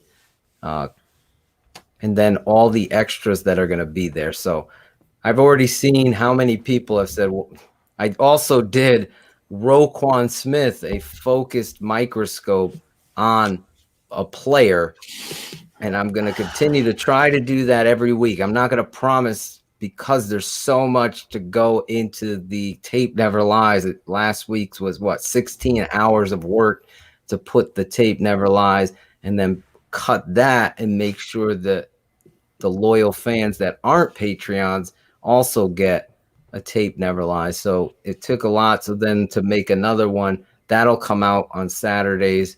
If there's a focused one, like on Mario Edwards, I've already did a Khalil Mack, Akeem Hicks, and now Roquan Smith. Obviously, a lot of people are asking for Leno. I just can't stomach that. I can't.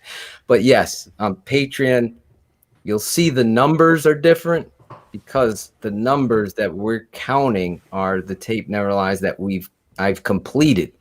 So next week you'll see number 10, and you'll be like, "Where's number 9?" Well, that's Roquan Smith, and that's in our Patreon channel. So it's right there, www.thetapeneverlies.com. There you go. This dude wants a Ted Ginn Tape Never Lies. Oh, I don't think that would be very much fun. We got number 96 here. 96? Is that a true or is that a jersey he's talking about? No, jersey. He's talking about. Oh, he's talking about a jersey. We are at 392. 392. I love that. Listen. Yeah. Every week, Leno gets a spotlight. That's right. I was just going to put that up. You don't need his own. You just look at every week, and he's on there like 20 times. You'll see. And we'll have special surprise shows, and we're going to do a Q&A. So thank you, Chris Gonzalez. It really was interesting to put the isolated box. And listen, I don't cherry pick. I put the good and the bad there. I try not to. I'm not going to make this something that isn't. Like, I thought Roquan had a great game, and then when I looked at the tape, it was a good game. It wasn't as great game. Yes, we're going to offer a percentage off of the chairs. Jim Larison was talking about a trade-in offer. So hopefully 15% off coupon like at Kohl's, Chris. So how much free shit do I get then? You burned it all, so it was like Claudio smoking it up. I don't know. Smoke weed every day. I don't give a fuck that he smokes weed. They all smoke weed. Smoke weed every day. There you go. And that's how it becomes life there. I forgot to put up, this was my dad, so I put him in the promo on the patronage side, and you saw him tonight, so I just want to play this real quick. This was him on the old network when we were talking with him, and this is how he gets me fired up, and you'll see where I come from. Don't forget, after every game, every Bears game, it's Bears Hour Live. I'm telling you, this game of football is determined by determination, pride, and the love of the game. Gotta have the love of the game and pride. Tonight, you didn't see it, Shane, and that's really why I wanted to play it. It was the they had everything. They could have solidified number one in the NFC tonight. They could have shut up all the critics. Yep, national TV. Defense travels. We know that, and it is what it is, man. This none of this is going to stop when you're dealing with Peter Bukowski's of the world and J.C. Cornell's, shitting on the Bears for being 5-1. That's where this comes from, is because nobody is going to believe in the Chicago Bears when you go out and you get punched in the fucking face like that. And this is another thing that we haven't talked about, and I tweeted it out. The choreographed dance down 24-3. They score 24-10. I said that's what I said to Phil. But then it's ridiculous. You see a couple of flags. You see whatever like that, and then you see guys fucking laughing about it. And I understand you can get pissed if it's a bad call, but there's a couple of these times. I mean, like that fucking play when the running back just kept going, and then they had the entire fucking crowd was on him, and then fucking Akeem Hicks dove on the top. If you're an elite level defense, that type of shit right there is just, it cannot fucking happen. It can't. Totally unacceptable. It was an embarrassment to watch them pushing the pile, and it was very. I thought that they were gonna score. I did too, and it's obvious who wanted it more. In a game of football, especially on this kind of level, you have to recognize who wants it more is going to show up. And tonight, we were embarrassed. I was embarrassed. It's the same old shit. The same old shit. Nagy is not one of the problems. He's the biggest problem because he's in charge of who plays. He's in charge of the strategy. He's in charge of the practices. He's in charge of finding the matchups that you're going to create. He's in charge of getting Cole Kmet out there. He can't say, we got to do it. It's not we, coach. It's you, coach. Yeah, that's the fraudulent shit. That's the manipulation. That's the blog boy way. This guy was a former realtor. He's trying to get fucking points into the contract. He's not getting points on the fucking field. That's the difference. Don't get me fired up again. I'm not going to sugarcoat shit here. The reality is, I know I could go there tomorrow and coach better than that. There's no doubt in my fucking mind. I would never tolerate that shit. You would be firing the fuck off the ball. The next guy would be out there. And believe me, it can be fixed. It's going to take this guy to have a fucking brass set of fucking balls and really hammer down and truly get into the details. Don't just fucking talk about it. Don't just say about it. Don't do the, we had a good week of practice. You don't understand it. Nick Foles said what he said. because it was true. Greasy doubles down on it. The reality is, my dad was right. The quarterback's going to be all class and not throw the coach under the bus. But the reality is, we all see it, and there's nothing being done. And I said it last week. I'll say it again. You almost got killed because Leno's allowing the defensive ends to fly in there and hit this guy.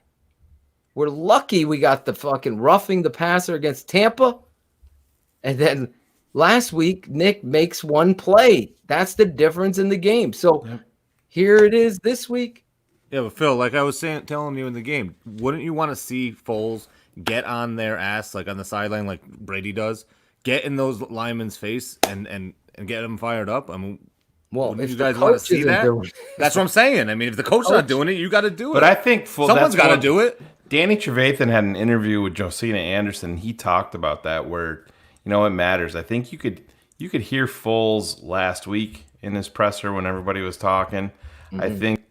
I think that that's something that he does. He handles it in his own way. I've noticed, I never saw Mitch get animated himself with Matt Nagy or people on the sideline. It was always like Mitch was there listening to what they were saying and just, and everybody's going to react differently to it. But I've seen a more proactive approach when it came to Nick Foles, just on the sidelines and things to that nature. So, like I said, number one, if they're gonna do anything with this season, if they're not gonna piss it away, as much as we love the draft, I mean, if there's moves out there to be made, I mean, Phil, you and I talked about it today. Call New England and see if Thuney's available. Thuney.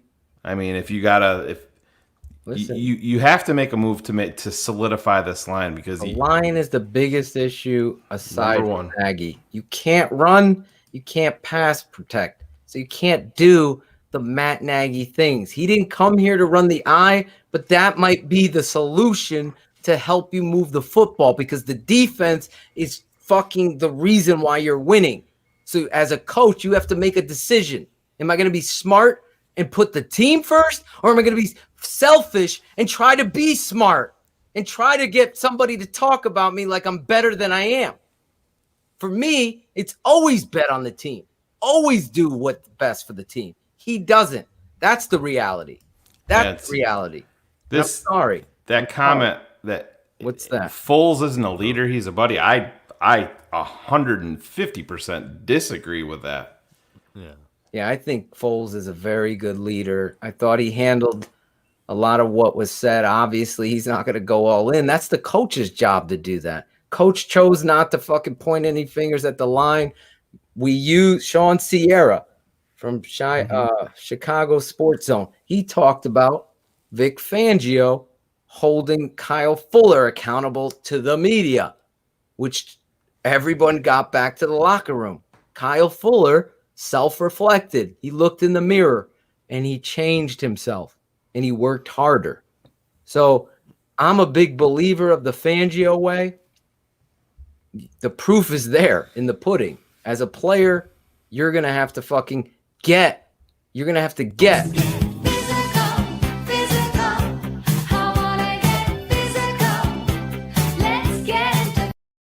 And there's our copyright infringement that I have to do. There you go. But we're not getting paid off this show. No, I know. About Foles, I just think Foles, instead of being like Brady, is more like scolding them. I'm not thinking Foles should be scolding them, just more like motivating them. Just, saying, come on. Just let's go. Just be a little animated on the sideline, not in the locker room, during the fucking game. Yeah. Well, I don't see it. I don't know if the cameras are on him. Here's one thing, because we didn't get to talk about it. And then we'll kind of wrap up here because it's 2 hours. Not kind of wrap up. We will wrap up. I want to say this last point because it got lost when we were talking and Nick was talking. My dad was there. There's a point in the game where Nick Foles is feeling it and they're going down to the red zone. And he's like this. And then he looks over and he goes like this. Like, oh, why, coach? Why are we huddling? And that's the second time Matt Nagy has chosen Matt Nagy over recognizing the situation and Listen, I'll put it up on the patronage tape never lies. You'll see. I specifically hear Claudio sitting next to me. I have my son on my lap. We're in the studio here and we're watching the game. And it's like, do you think Claudio says, do you think Nick Foles, he's calling these plays now? I go, oh yeah, he's going no huddle and he's checking. And they're going to what he sees, and they're moving the football. Yes, and those are the drives that we were moving the ball. Is there any reality? Yes, there is. And I'll show you why. And really, that's another indictment on Coach Nagy. Anyway, final thoughts before we go. Claudio, I want to thank you first for producing tonight. Always keeping. You also helped me coach tonight with the flag football team, Shane. Tate, 4 touchdowns. Tate, 4 tutties tonight to a big upset win against the Ravens. The Bears won at least tonight. One Bears team won tonight. And then how about the birthday? We got the birthdays too. We got my daughter's birthday is actually today now. Today, the 27th. Phil's other my daughter will be on the 28th. Yeah, she'll be 18, and then Chris Sandlin. How old are you? 42. 42. The great Sid Luckman. Look at you. Thank you for coming on, addressing. I want your final points. Claudio, I'm just thanking you. I don't need your final point. I don't have any. We'll see you this week. You're bringing a barber on the show. Did he confirm? He confirmed tonight. All right, He's good to go on Thursday. Good to go on Thursday. So we'll have 2 guests on Keeping It 100. Former Bear offensive tackle who's going to talk Leno and Massey ad nauseum. You got to tune in for Steve Edwards with us. That's going to be fun. And then Lawrence Funk from Funk's Barbershop in the heart of the city. Beautiful shop. We get to talk to a real barber finally. Yeah, exactly. He knows what he's doing. He knows. He knows what he's doing. He will be here, and he cuts all the Chicago Bears, including Ryan Pace. Get that knife under there. So we're gonna have fun with him and Claudio. All of your favorite segments, dumbest tweets, cut it out, bear up, bear down. Thank you, Claudio, for producing. Chris Sandlin, you are the lead, I should say, of social media and promotions. You've been pushing back at me. You're doing it. You're doing a great job there. You and Heather, and you're working with Swagman, Alex Acevedo. Last point you want to make to our fans here on your first appearance on Bears Hour Live. Well, I won't do that to you. I thought fuck it. The defense can only do so much. Watching the game tonight, I really felt like, like I was talking about with those 4 or 5 extra yards the Rams were getting every time they were getting tackled. Yeah. I just felt like the defense was getting tired. I almost felt like they might have been giving up because they feel like the offense is giving them a big fuck you. So I don't know if the offense doesn't get anything figured out, especially with the O-line. If Matt Nagy doesn't hold them accountable, if Ryan Pace doesn't hold him accountable, who's gonna do what? Nobody's gonna do anything. It's like you said, it's gonna take an injury for someone to get changed out where it needs to be changed out. We're 5-2. That's still a good start to a season, but like you said, we could easily be 2-5 right now with the way some of these games have went. Offense has to get it figured out. We got to get the running game going. It's going to be a really long season with all this talent on the team on both sides, all 3 phases of the ball. But I'm really pissed off at Ted Ginn Jr. with letting the ball. Like I said in our not text, even making an attempt. I mean, you saw the text I sent you guys. And I'm like, Ted Ginn is a bitch. I'm like, fucking fair catch the ball. You're just giving them yards like crazy. Man. That punter knew what he was doing. So take some of that away. Coaching. I mean, that dude, that punter. We saw it a couple weeks ago. I mean, that punter was going up and down the field, fucking woo! I thought he was look at crying me, at look one me. point. No, he was like, look at me riding the fake horse. He's happy. Exactly. It's like, speaking Jesus of happy, Christ. we're not happy, but I am happy about this as we let you go. you're going to be contacting Chris, the Sandman. Follow him on Twitter, Facebook. He's going to be in charge of all the swag with Alex Acevedo and his beautiful wife, Heather. They're going to be designing it, getting it ready. Yes, we're going to have a Walrus t-shirt, Speed Bump Charlie, all of that fun stuff. Whatever the fuck Shane says and comes up with. Apparently, people are calling in radio stations saying everything I say, Chris. It's unbelievable. But not many people can call in a radio station and do this. Like a Sandman, a bar flock converting his wine. Like a sand. There's our life. There's our life. We go on live right after Bears games with your boys Trap Talk and the smartest man alive. The Tape Never Lies Network. Oh, yeah. The Tape Never Lies Network. Thank you, Chris, for coming on tonight, keeping our fans updated on the swag as well as the tough loss on your birthday, man. Nerd alert! No more nerds. Have a good night, brother. Happy birthday to you. Shane, tough night. Final thought. Yeah, it's really tough, man. Like I said, tonight could have been one of those games where you look back and you can say that you've ascended. You know, that's the night that you took yet another step. We saw it with Tampa, and you didn't know how they were going to react. They went down to Carolina. They won on the road. And tonight, they got out-coached. They got outplayed on both sides of the football.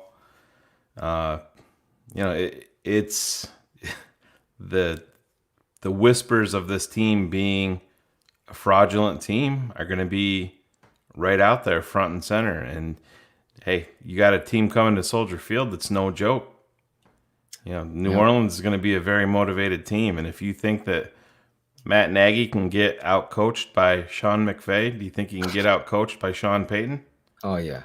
Yeah, so it's going to be an interesting week at Hallis Hall for sure, because I mean we have the trade deadline is going to be coming up here November 3rd, and if they stand pat, Phil, like I said, the Bears started 2012, I believe, 5-1, and they didn't make the playoffs that year, and their percentages, if they would have hit 6-1 tonight, shot up to like 90 some odd percent, and 5-2, man, this is it sounds weird to say that 5-2, your next game is a must win, but in my book it is.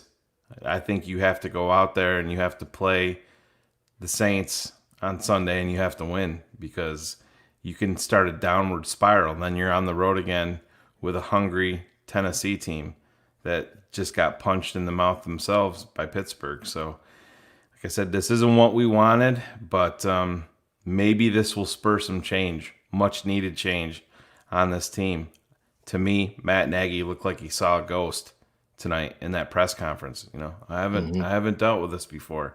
Maybe it's a wake up scenario where he will relinquish some of these play calling duties and make a change on the offensive line, because as I said, you can't trot the same crew out there and expect things to change at this point. You have to try something different.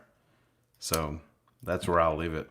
I totally agree with you, Shane. You said it. I'll say this on my final thoughts here on Bears Hour Live. You know, the team is a reflection of the head coach. Coach Nagy has a responsibility to not only his franchise, but the 53 plus that are practicing and working hard. And you have to find the best within the bunch and then get the most out of those players on top of the most out of yourself in preparation. So as you take this loss, and a lot of people say, well, they're 5-2, they're win. A season is never over. A chapter is always written. A page in the book is about you writing it, especially as the head coach. You're the leader. You're the man that's in charge. You're leaving your mark in history on this football team. So as he moves to the page, you can either do one of two things. You could continue to do the same thing, and that's going to just crumble the season, or you can fight and do what's right for your franchise and hold players, yourself, and everybody accountable and change this thing around. Now, I've not seen that in Coach Nagy yet.